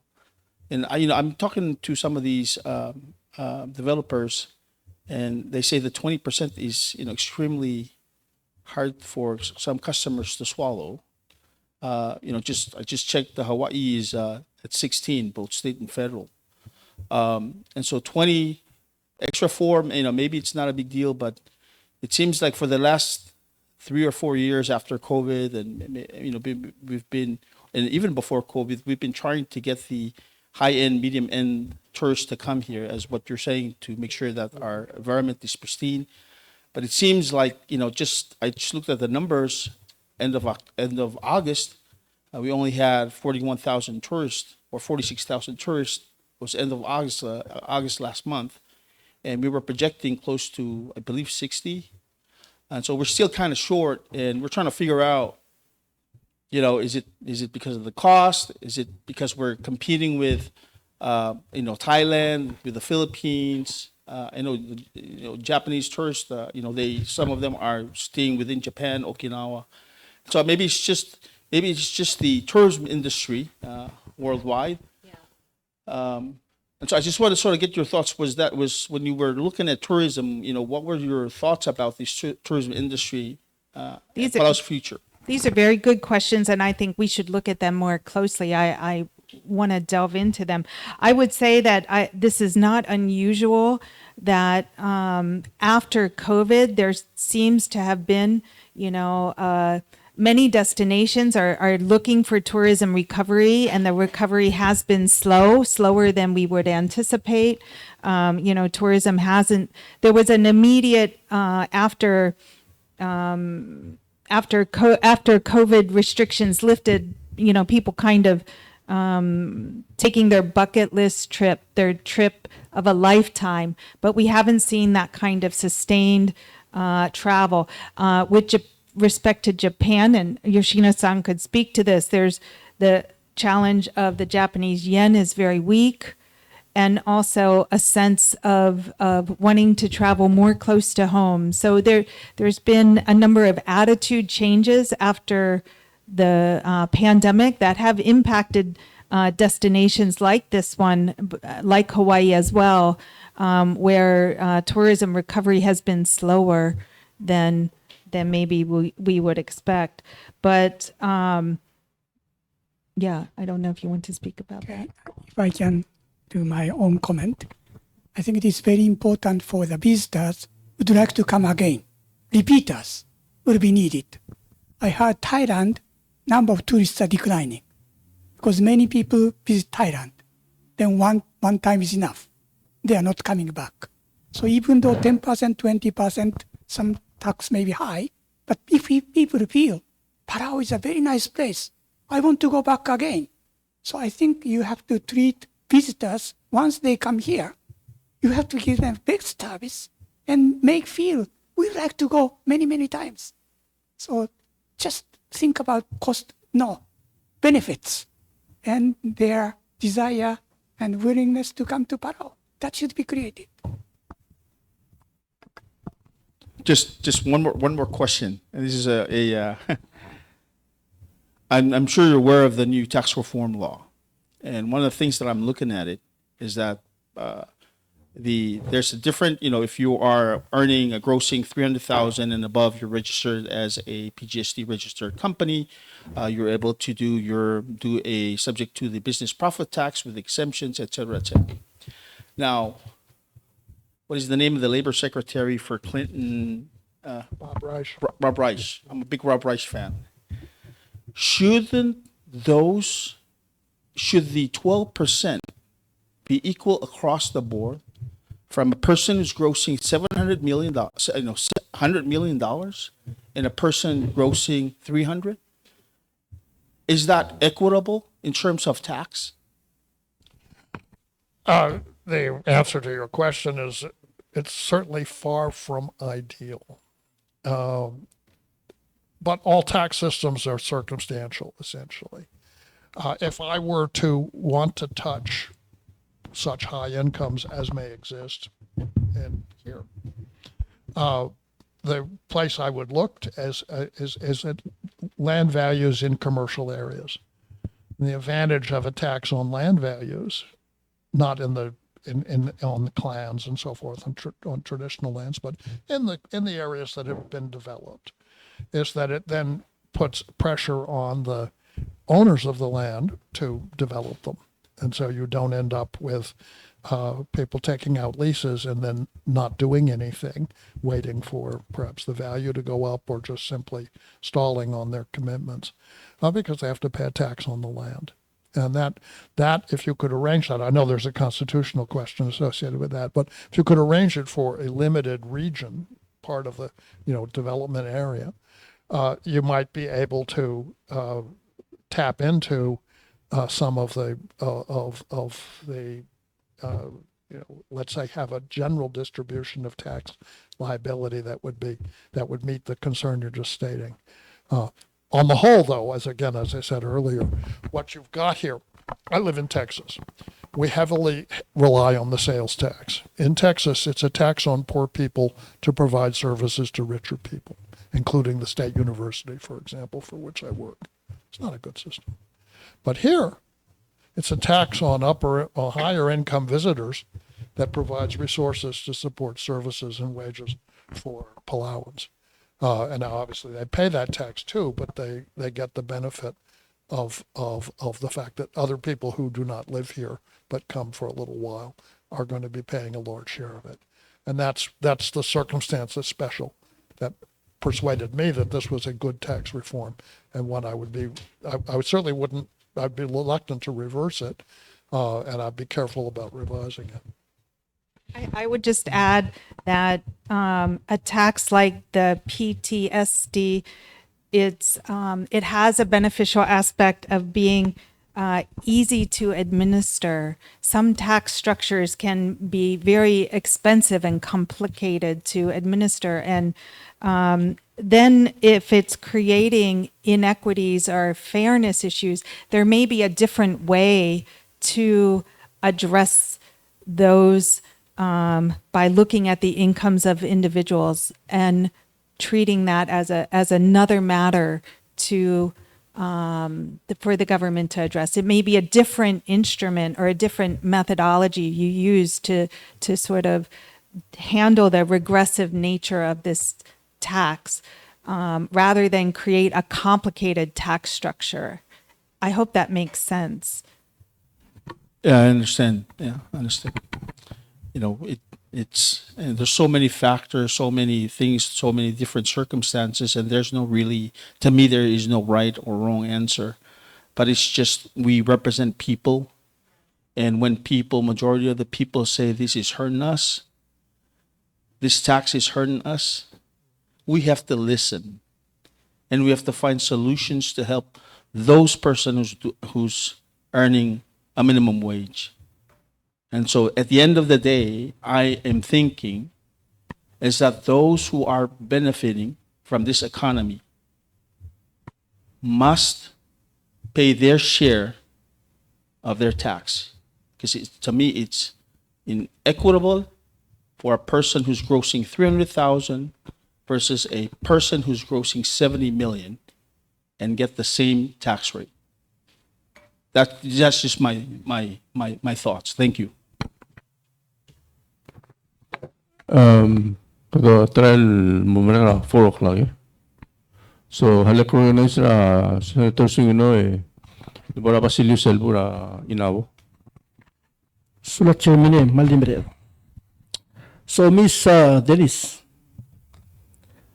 you just came from Hawaii. What's the price of egg there? A dozen egg. Oh, my husband does most of the shopping for the eggs. But I think, I think it can go to, I think it's like, can be $7 for 18 eggs. 18. Yeah, So for 18 eggs, you get a $7. $7. Yeah. Is that correct? But maybe you know better. Yeah. Don't do the shopping, but I do look at the price. Oh, Is that about right? Yeah. So we peaked north of $9 a dozen. $9 a That dozen. was our peak. But it has come back down to about $6 a dozen. $6. Not the $18. Yeah. It was like a buck. $6 for, okay, yeah. But I went to Pennsylvania and I saw in Pennsylvania the price was $1 for a dozen eggs. I was just amazed by this. $1. But they grow chicken. They have chickens in this. Yes. So food security is a big issue here. And go ahead with your question. But the grocery shopping is not, I'm not the best to answer that. so you're the wife, but the husband is doing all the shopping. I'm sorry, and this is being recorded, so I'm sorry. I'm sorry to put you on the spot. yes. I apologize for that. He also does most of the cooking, but that's a different topic. Okay, This is sorry. feeling very personal. Yes. I'm sorry for that. No, I was leaning toward Yoshino's point about Yes. Domestic savings, Yes. because the price of egg in Palau now is $7.25 a dozen. Yeah. PTSD on top of that is the 725. If you take out the 10%, it's $6.52. It's still expensive. It's expensive. But we have local producers that are coming up, that are selling their eggs for like $5 a dozen. So it's slowly building that concept of domestic product. So there are things in our country that are slowly creeping up for us to understand. Because we, as a nation, we want to be independent. Right. But our lifestyle is based on what we learn and what we see Yes. from the television, from the education system, and it's an American system. And then compact comes into effect. We can travel to the United States to work. So growing up in the island, you get this feeling that if it gets hard and you want more money, you travel to the United States. You can get in there and you can work for a higher pay. Now, on the other side of that coin, we have businesses and we have people employing the Philippines, from the Bangladesh, seeing the same concept because their wages in their country is very low. So they want to come to Palau and work for their family. The same concepts for us going to the States to work. So it's we gotta see that as a, so how do we maximize on that? We're losing people because of the opportunity, but there are people who are willing to come and work for what we offer. And that should be a discussion that we should be thinking about. How can we maximize what they want because they're willing to come? But as a nation, we're losing people for what is available. We had the opportunity as the EAG to meet with, and I also have the opportunity at University of Hawaii. We have students from Palau, and I've gathered with those students to talk to them to hear, why are you coming here? What are the reasons? Are you planning to return? So I'm having those dialogues. We are having those dialogues with the Palauan expatriate community in Honolulu and Hawaii. Education is one big reason that some of them have moved. They come to come to university or to get experience that way.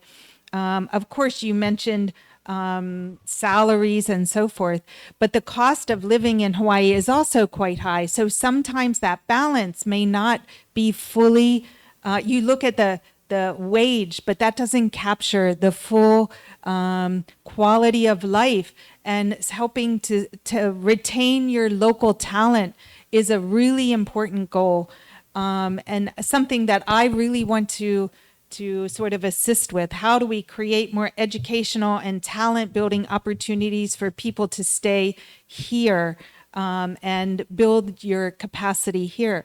And how do we broaden what kind of jobs might young people consider? You talked about the price of eggs, and we learned from the Ministry of Agriculture and Fisheries that there's very little local production of agricultural products here, and that is a challenge. Shipping eggs from far away is not necessarily the solution to bring down the price of eggs. So, how do we build more local domestic economy, import replacement type of things in the food supply, especially? I think that's something to consider in this front, and how to help. I would say a lot of the discussion I'm hearing and questions I'm hearing, it can come out as asking about the wages. It can come out as asking about regressiveness of the taxes. But it seems that there's a real need here to focus on well-being of the people and quality of life of the people. And I guess I'd also like to encourage looking at different components of the demographics from youth, and what can you do to support the youth?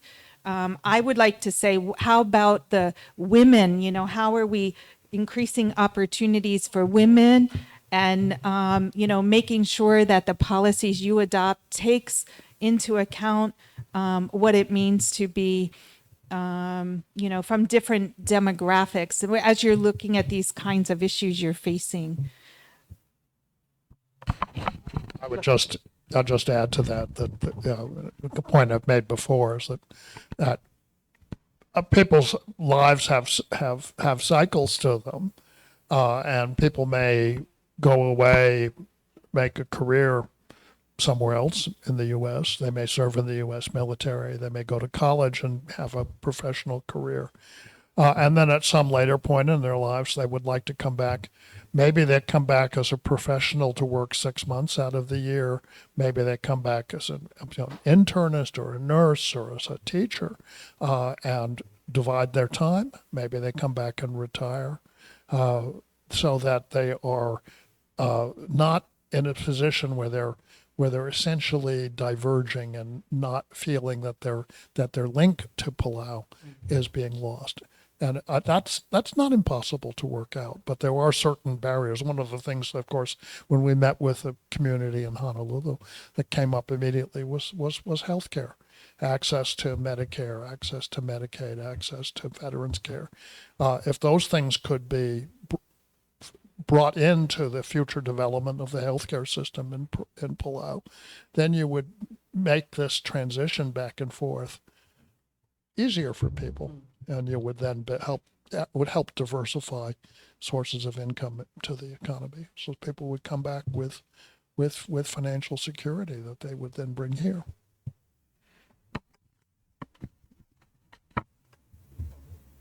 Paldilaste, Chairman.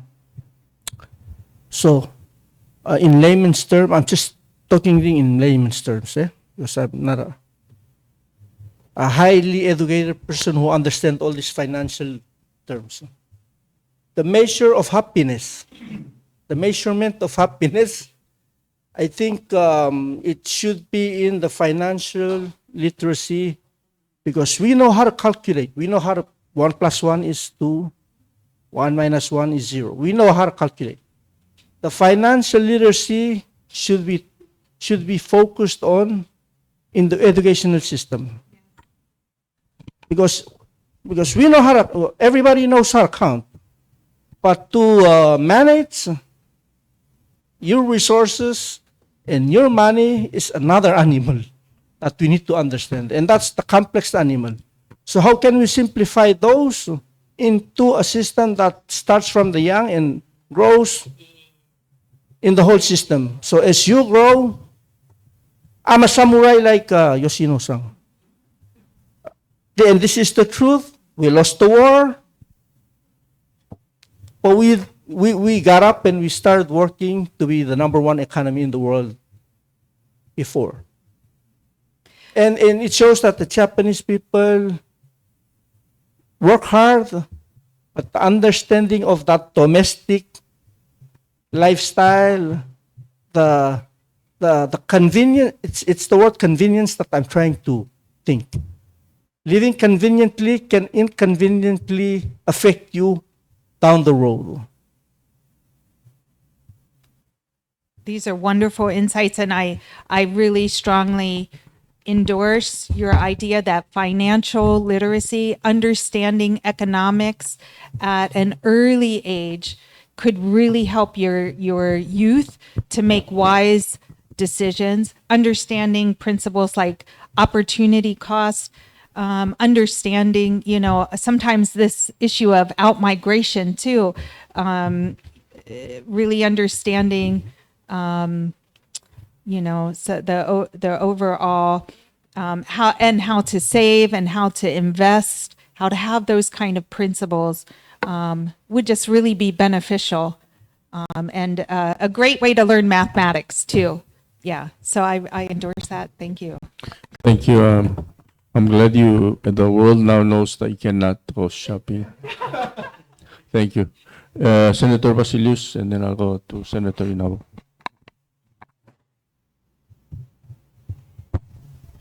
Hello. So lang Chairman Mr. Albright, thank you and the whole team for visiting Palau, and hope the hospitality is giving you a well-deserved weather and a stay that can quite give you a little bit of a luxury and a better environment that Caleb is giving you guys. But there's a lot that we have talked about, and I'll just be straightforward. And I read the economic report. I read the report. There's a lot of good things that are in there. There's a lot of takeaways. There's a lot of, but the discussion today, basically, for me, joining with the colleagues, I'll talk about myself. Policymakers are always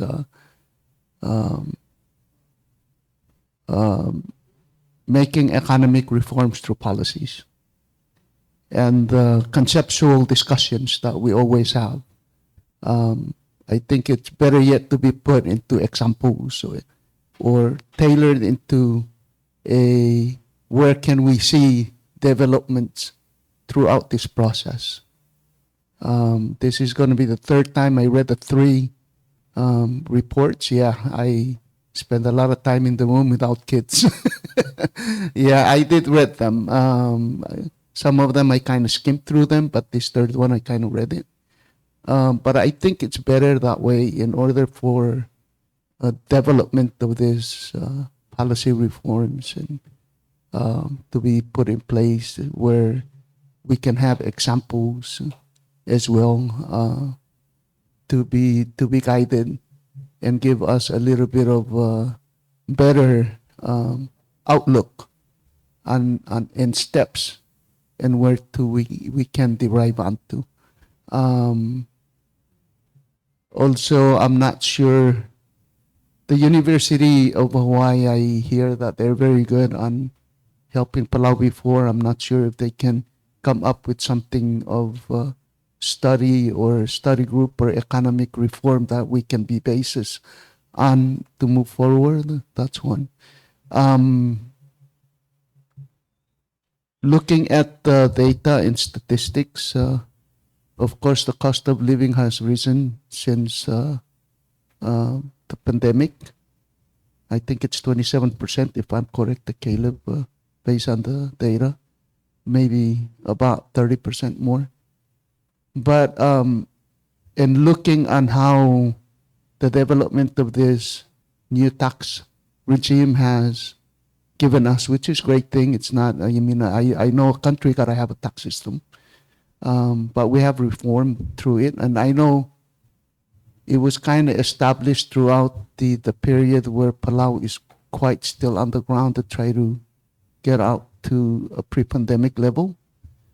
So, but we have gained a lot from the tax system. We see the good revenues coming in. It's just that with a small economy and the small amount of businesses that we have, and a lot of foreign laborers that we have that quite exceed the number of Palauans here in Palau.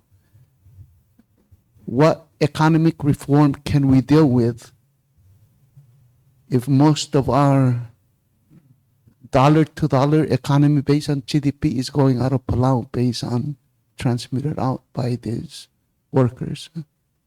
So and we keep on raising the minimum wage, try to target the living cost where we give Palauans more revenue for more spending.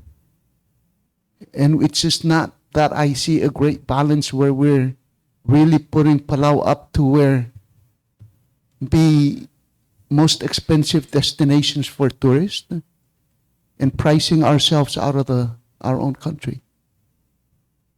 And where's the level that we need to meet and say this is good enough and have study before another reform?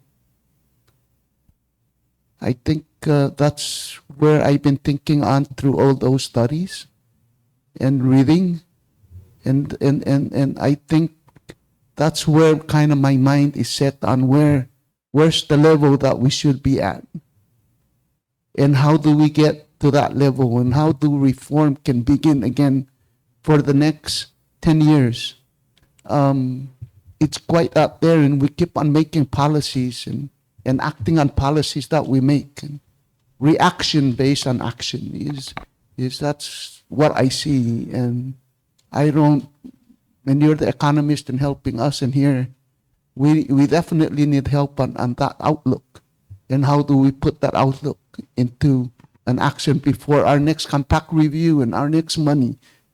We don't have, it's our money is based on $1 to $1. Most of us ngaya question Yeah, that was the question. So where do we see mali sa siklim karir man imsal manilo sa question kam karir. No, he's asking me to straight out ask the question, where do we see the reform to tell us how to start and what are the subject matter that we really need to tackle on first to get our economy going? And what are the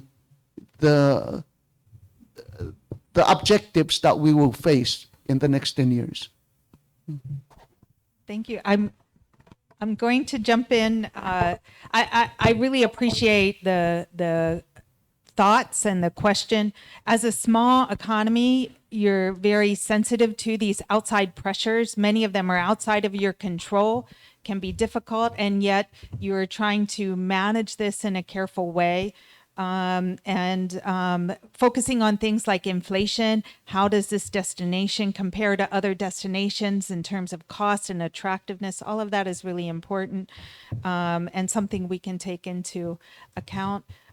It's difficult to be under reform all the time, and you undertook a significant tax reform, and that's very positive. It seems like from what we're hearing, the next thing to focus on for reform is around things like pension and things around Social Security Administration. I can see those are going to be difficult things, but things that given the demographics of your population and the funding available, those will be pressing topics to work on. But I want to just assure you, you mentioned University of Hawaii, and I want to let you know that there are a couple of Palauans who are now economics majors at the University of Hawaii. And I think that's quite exciting. And we are trying to find ways to work with the graduate school. They do excellent work, and it's been beneficial to have their input in our job as economists, because we are volunteers. We have not been engaging in our own independent research. That would be expensive and challenging.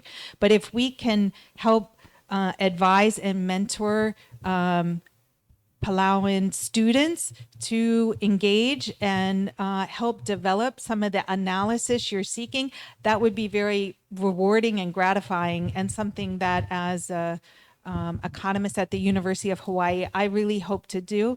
We are trying to work closely with Palau Community College and even with the high schools to increase financial literacy, which was talked about earlier. But if we can help build some capacity for Palauans to better use your own data and to perform analysis that's relevant for you, this to me would be very exciting. So I take that from your comments. Thank you. Just add to that, in terms of strategy over. Yeah. Sorry. I'm sorry. Just add that in terms of strategy over a decade, I mean, speaking in very general terms, it seems to me there are two broad foundations for continued, let's say, advance toward general prosperity in Palau. One of them is the services structure for the Palauan population. Again, health, education, and other the infrastructure of the society. The other is investment in upgrading and expanding your capacity to receive visitors and building the connections, and particularly with hubs like Tokyo and Seoul, which can deliver visitors from far and wide. And if you do that, then the strategy should be to raise the wage levels and income levels for Palauans in a way which is effective and targeted to your population, help you retain your professionals, and help you persuade people who are coming up through the schooling system that their future should be here to a greater extent than this is at present. And these things play out over time. With some luck, you'll a favorable external environment and continued security. And then you have what you have is an enormous advantage of this. This is a spectacular place.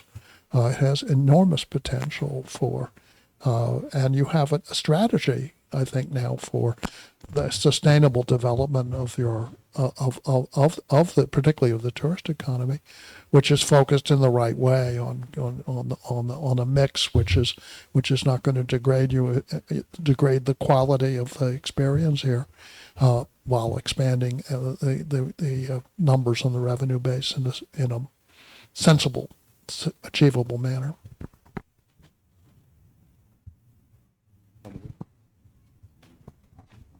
Senator Inabo.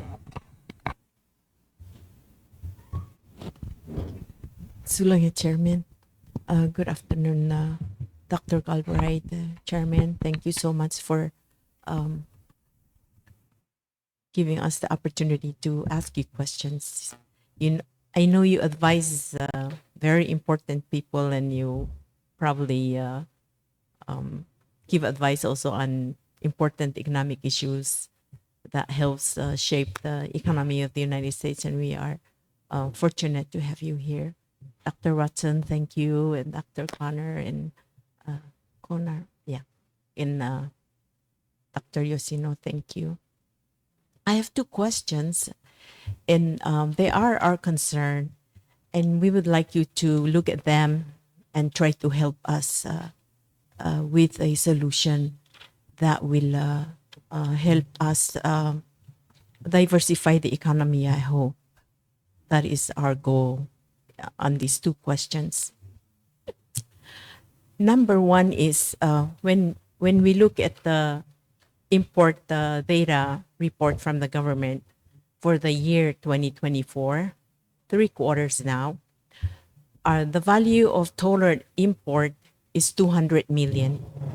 50 million of that import value is food and drinks and related food consumption for our people. The second highest, that's the second category that's very high. The other category that's very high is fuel and all the related energy products that we import also. So it's 25% for food, drinks, and 25% for fuel and related products. The problem we have with that has been raised by Senator Nakamura. The import is controlled by few people. Fuel is controlled by 2 companies, and food is probably imported by 4 companies. And these importers controls the price of these goods. And we see the world price of fuel go up and down. And when it goes up, the fuel price go up very sharply. But when the world fuel price goes down, the price is hardly coming down. And then when it goes up again, it's going up again. So the control on the price, and because there's only 2 companies,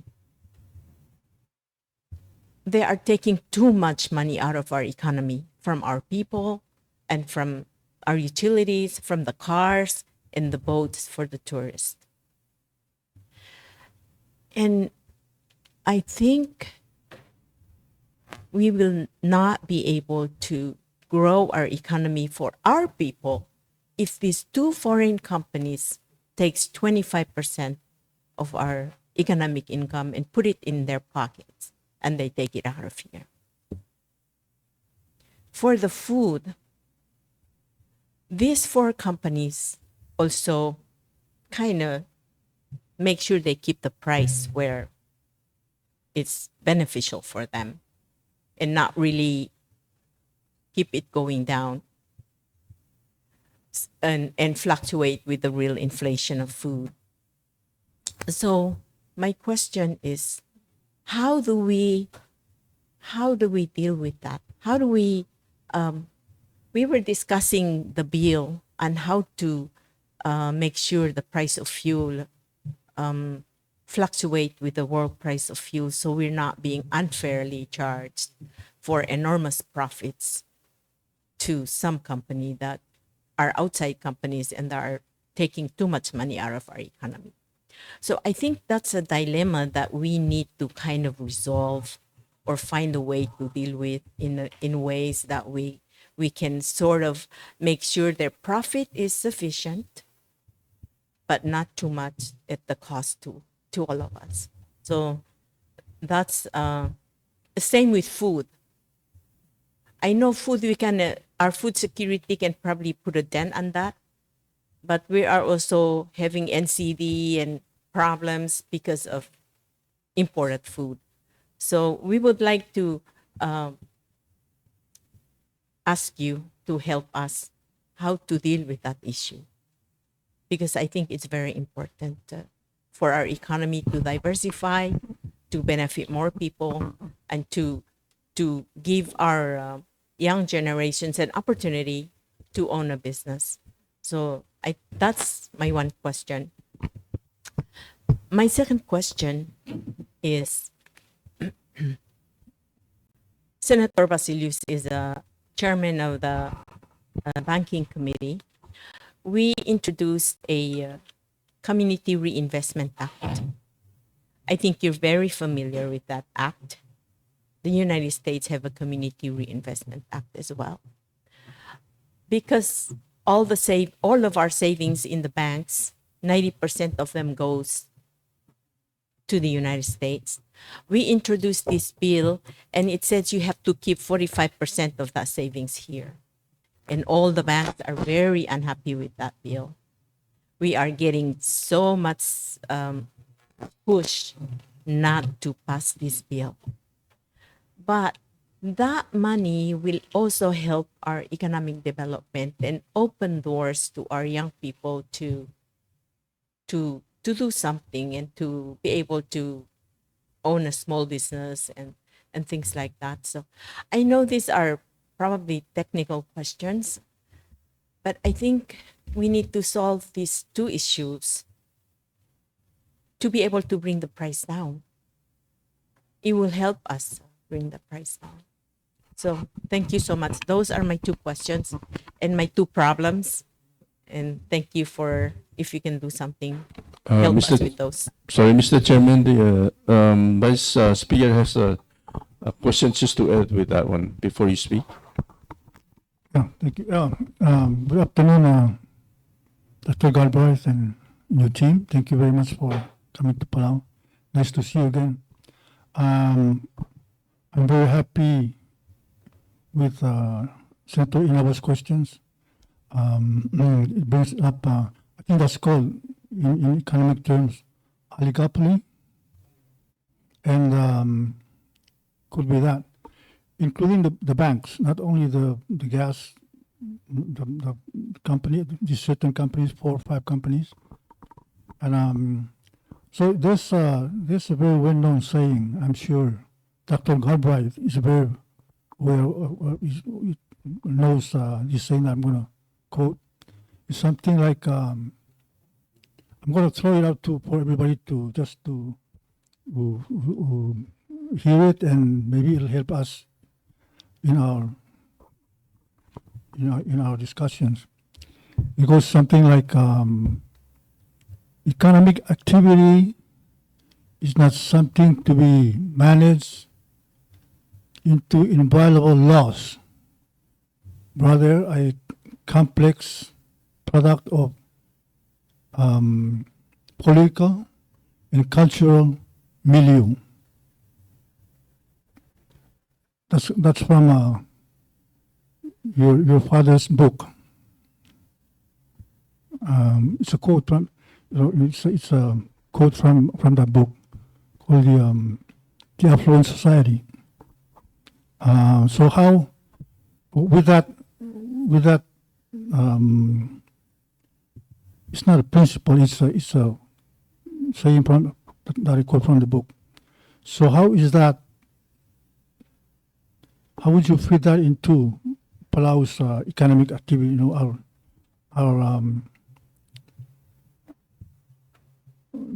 Palau's economy. How is it? How true is that when you look at that certain quote from the book?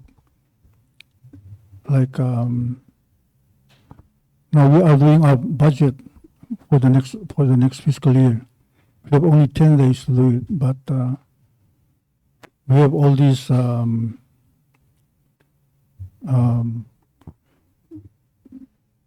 activities and interests, political interests that we have to deal with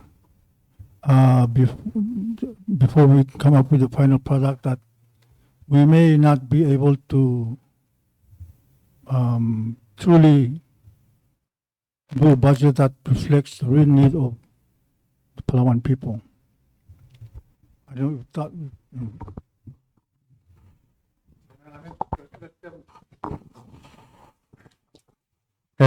Afternoon, Mr. Caleb and Dr. Chairman Albright.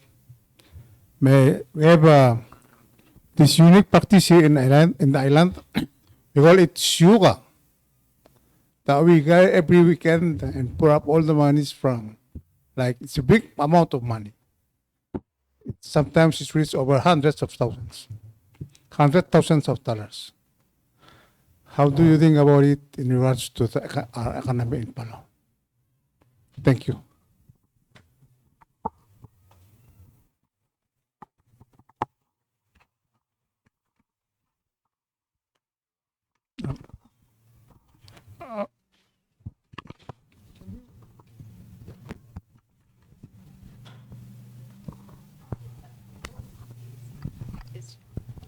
Is this? Senator Inabu, I really appreciate your questions and the follow-up questions. For me, this is the first time I'm really hearing the importance of this question of the concentration of a few companies controlling fuel and food supply for your country. And of course, these are food and fuel, very important basic needs, both for transportation, but also for power.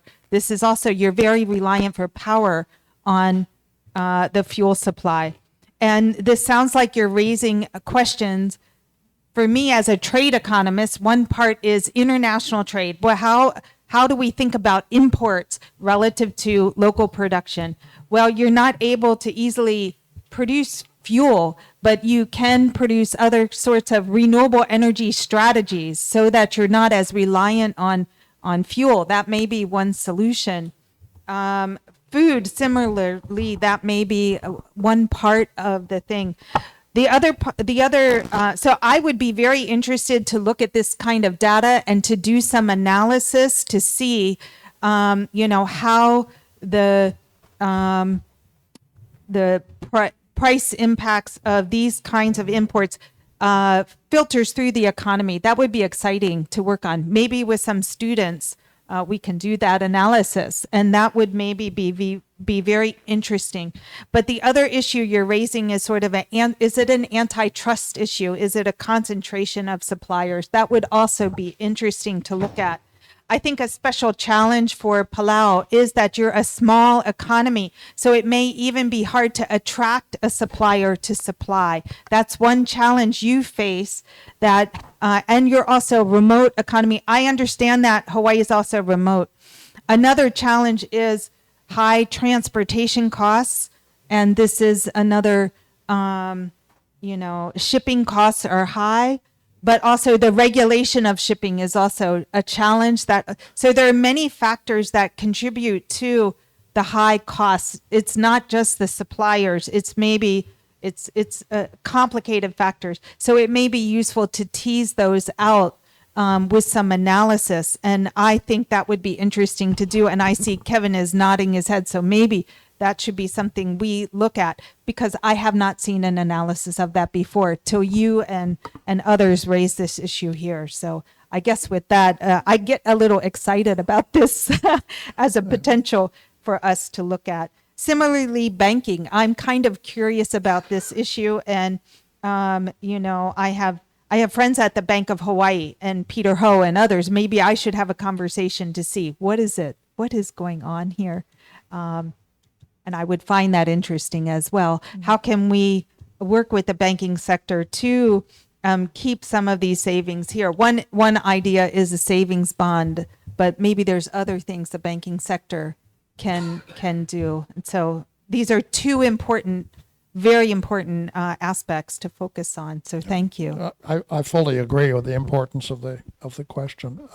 I'd add to what Denise just said that although I think the solar projects got off to a rough start, it's improving, and that I understand that the loss rate is now down into the 20-some%, and this and the cost of power is substantially below the diesel cost. So that would, to the extent that that can be developed, that's a good thing.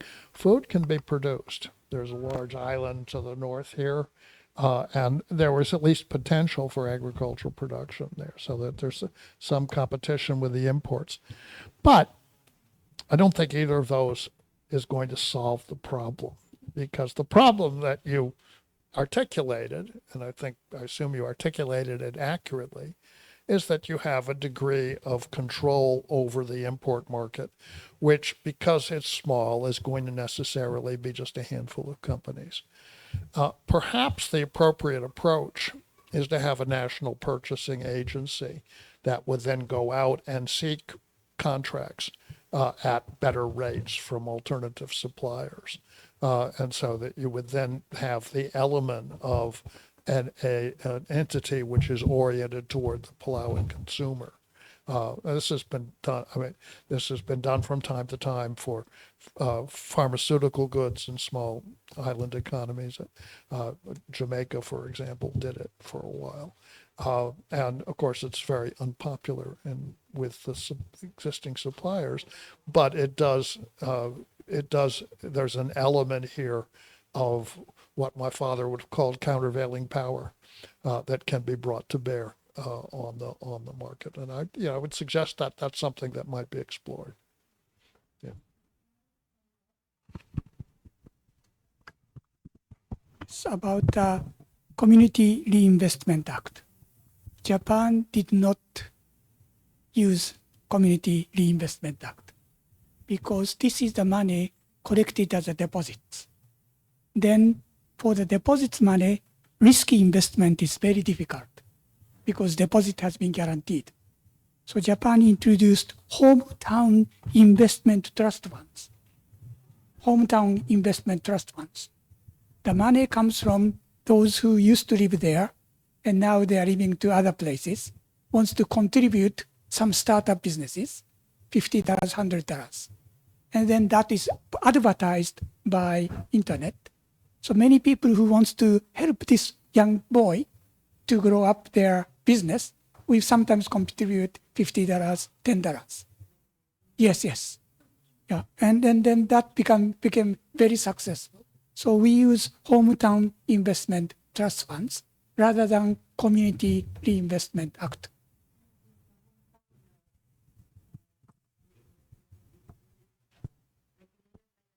Also, this is just a government watch whether those money is correctly absorbed and lended to them. So those things are regulated, but anybody can start. Yes. Thank you, Senator, for those questions. The food cost is obviously a very important one for Palauan economies and families. And to the extent that you have imported food, the question obviously is, who is producing the domestic food supply here? And is that competitive?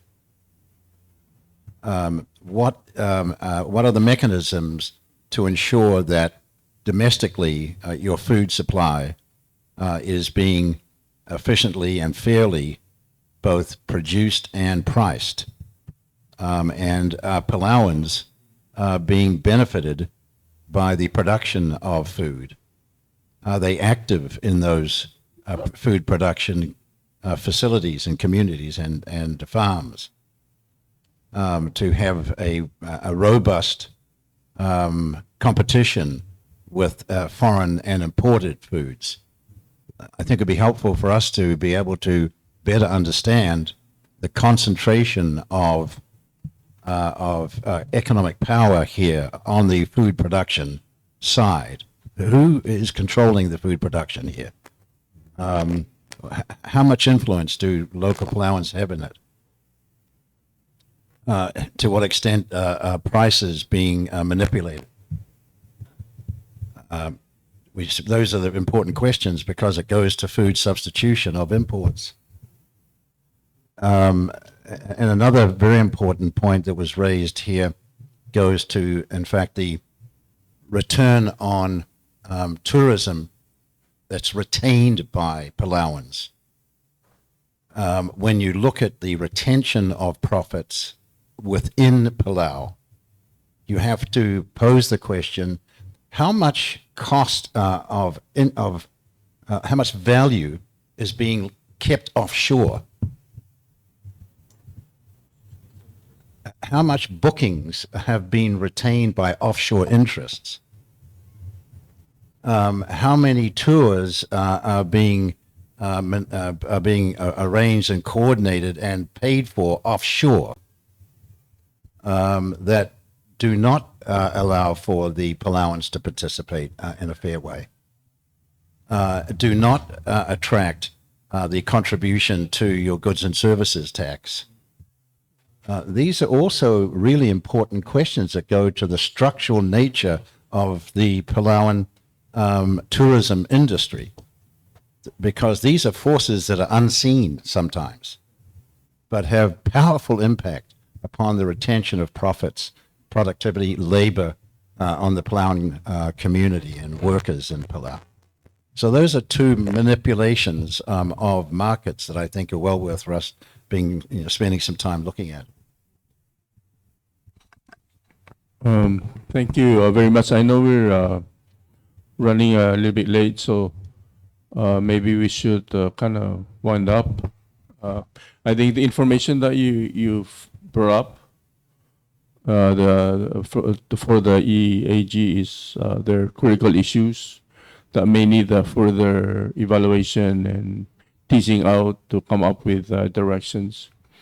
Before we give you the mic, Mr. Chairman, to close our discussion today, there's two issues that I want to mention, and you don't have to deliberate on them, but just as you go on to do the report, you might want to reflect on them. One is the implementation of the compact agreement and the funding. Was it done as like the utopic goal because we achieved an agreement, or was it a stepping stone to something that Senator Basilius brought and other people have brought, GDP, or is it gross domestic happiness index like Bhutan? Or it would be good to know, because I think he was really asking, when do we stop? What level do we achieve, and then we're supposed to have arrived? So is the Compact of Free Association, is it a stepping stone to some national goal? And who defines that goal? And so that's something that, the second one, before I give you the floor, is the migration or nomadization. We think it just started when we signed the compact. No, we came from somewhere, some long time ago. We actually were nomads that arrived here looking for a better life. The question now is, our brothers and sisters who are living in the United States, what's their value to the development of the economy of Palau, and how do we work that out? So those are two issues that I just, I'll give them to you. You don't have to answer them, but if you can reflect on them a little bit, and then, Okay, let me, yeah, and let me have him add one because same discussion. Sulangi, Vice President Senate. Here's one more for consideration and maybe some advice, please. On the war between Palau and China, as quoted by the President of the Republic of Palau. The question is, given that the challenge, and then of course we're U.S. side on the security side, can you also provide some guidelines as to how to navigate the economic side, so we don't step on the wrong lines to jeopardize the relationship on the or we don't know what the security lines are. So I think Palau needs that help, because I've seen some policies pushed by the government that I think have been tagged because of certain financial rules that protects the system. And one of these government procedures was to circumvent or to provide an avenue for a system to circumvent the U.S. system. And that's what I've heard. So can you also put in your notes on what guidelines should Palau follow to navigate on the security lines between this war between China and Palau, as stated by the President? Thank you. well, to begin with, on the question of the compact, I think it's fair to say that the creation of this group was motivated by the desire of the government of Palau to move forward on the compact renegotiation and renewal after a long period when it was really quite difficult to get the United States government to focus on it. And that was the way it was pitched to me. Would I be willing to help out? I said, sure. And after our first mission here, we drafted a statement of principles, which rather clearly stated that the purpose of renewing the compact was to assure the long-term prosperity of Palau. That was the purpose. That this was the goal, and the compact was a major step in that direction. The administration in Washington at the time that moved to appoint had moved to appoint a special negotiator, as you know, and he rather liked that basic framework. And I have to say, with the negotiating team on the Palauan side, this was driven to a successful conclusion, which was then moved through the Congress by the skill of Palau's representatives, with some assistance from ourselves. So this was a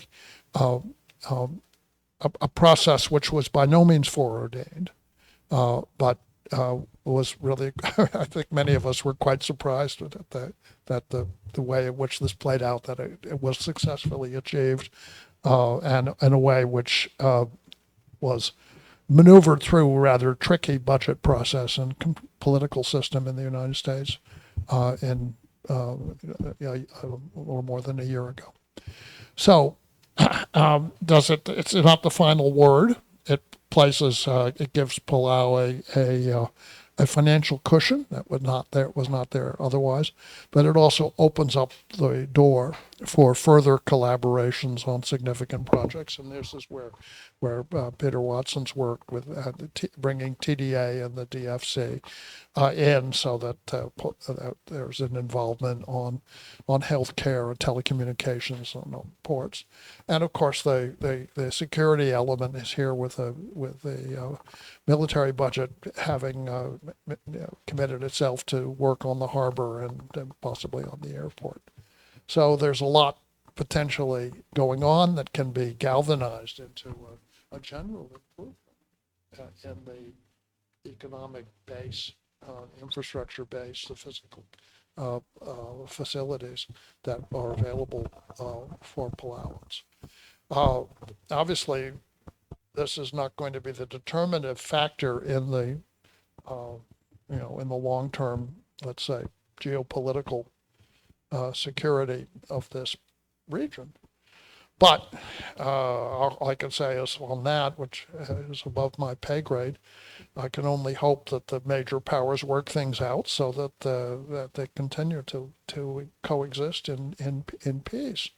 And no one can presume to guarantee that, but at least that's the hope that we all have to share. Let me just post this to Caleb because I think it's important, and then I will go to a close. Mr. Udu, as a person sitting in the AG, having been through the part of the negotiation team, I was sitting in the same room with economists with the first 2008 and that whole discussion came up with the advisory group, as you know, from the last, and then it didn't materialize. So I'm glad that this group is here.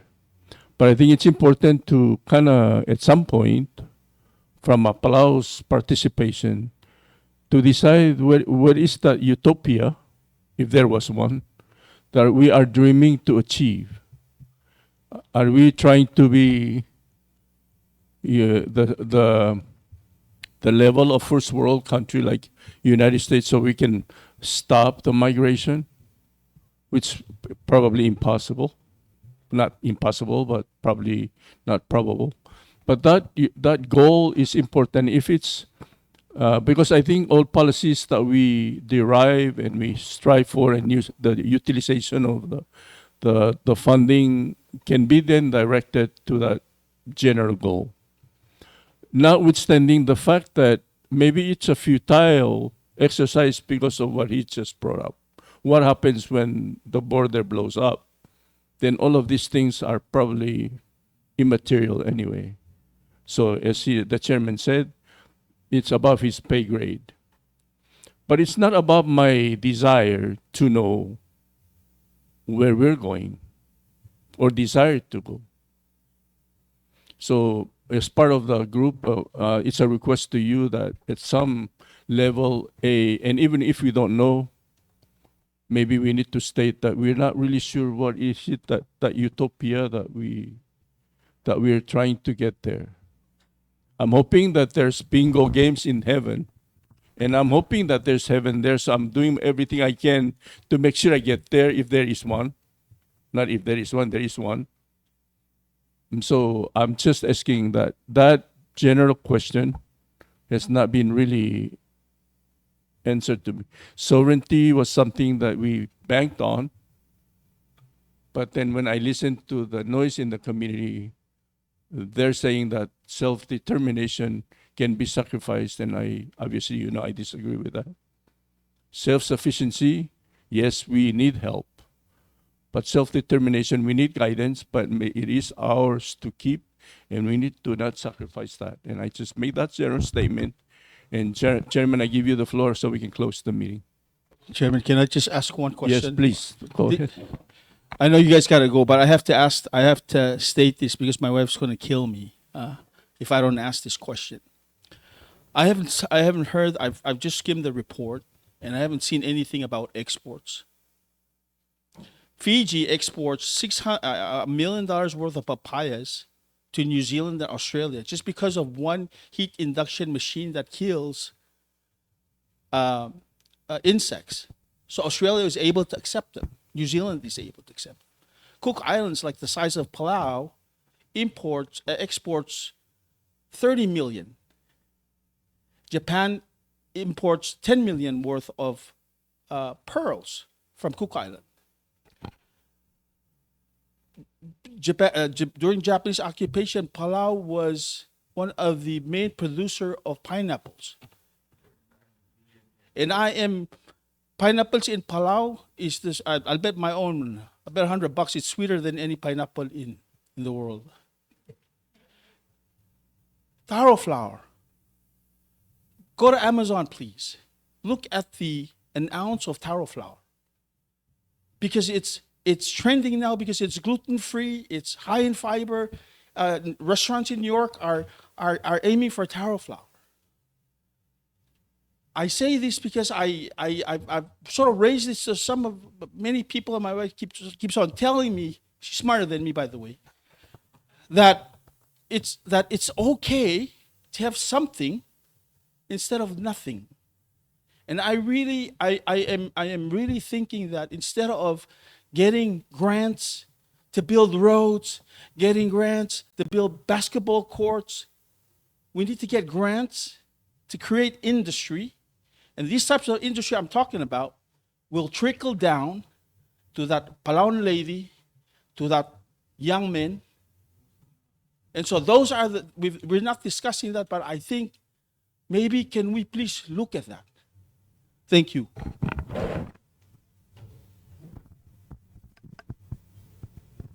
I'm going to let somebody else speak to that last question, but I really did want to take the opportunity, thanking you, sir, for raising this question of what the aspirations are of the Palauan people and what are the natural aspirations, which I sought to address at the beginning of my own comments. And they do go to economic and the integrity of economic development to Palauans. Personal economic sovereignty and the worth and the value that comes from being able to produce and participate in the economy. Because that also goes to the national security issue, which is to say, if you're not dependent upon any foreign government, therefore the people see themselves as having expression of their own independence, economic independence, political independence, it makes them less likely to be subjugated to external powers, which I think is really important. The integrity of their personal sovereignty as a nation. So building the nation through these policies and programs that you're doing, long term, I think is extraordinarily valuable. It's only weak nations that are ultimately able to be subjugated, and those that don't have a sense of self-worth. I just sort of close. I think, Mr. Chairman, you wanted to address the last comment. Before you go, maybe it's instead of GDP, it's a gross self-sufficiency index. Yeah. Only to say that we have had some discussion of the need to put a fishing port up on the Big Island, so that would add to the export capacity for Palau. But I fully agree that there's agricultural potential that has not been exploited, and thinking about how to do that should be an important piece of the mix. But I should, since I think we're coming to a close, I'll just say that as you probably know, my own experience with Palau indirectly goes back to the 1970s when my parents came here to assist in the discussions leading to Palauan independence. And one of the great attractions of Palau and Palauan people is an understanding that I certainly have had ever since then, that they are in fact indomitable, determined to control their own fate. That was one of the things that made it instantly attractive for me to become part of this project. So I just wanted to say that there's this is a fact of which everyone who has any contact with Palau is aware, and of which Palauans, I think, are justifiably quite proud. Thank you. Thank you very much, and for meeting with us. And the meeting will officially close right now. Thank you.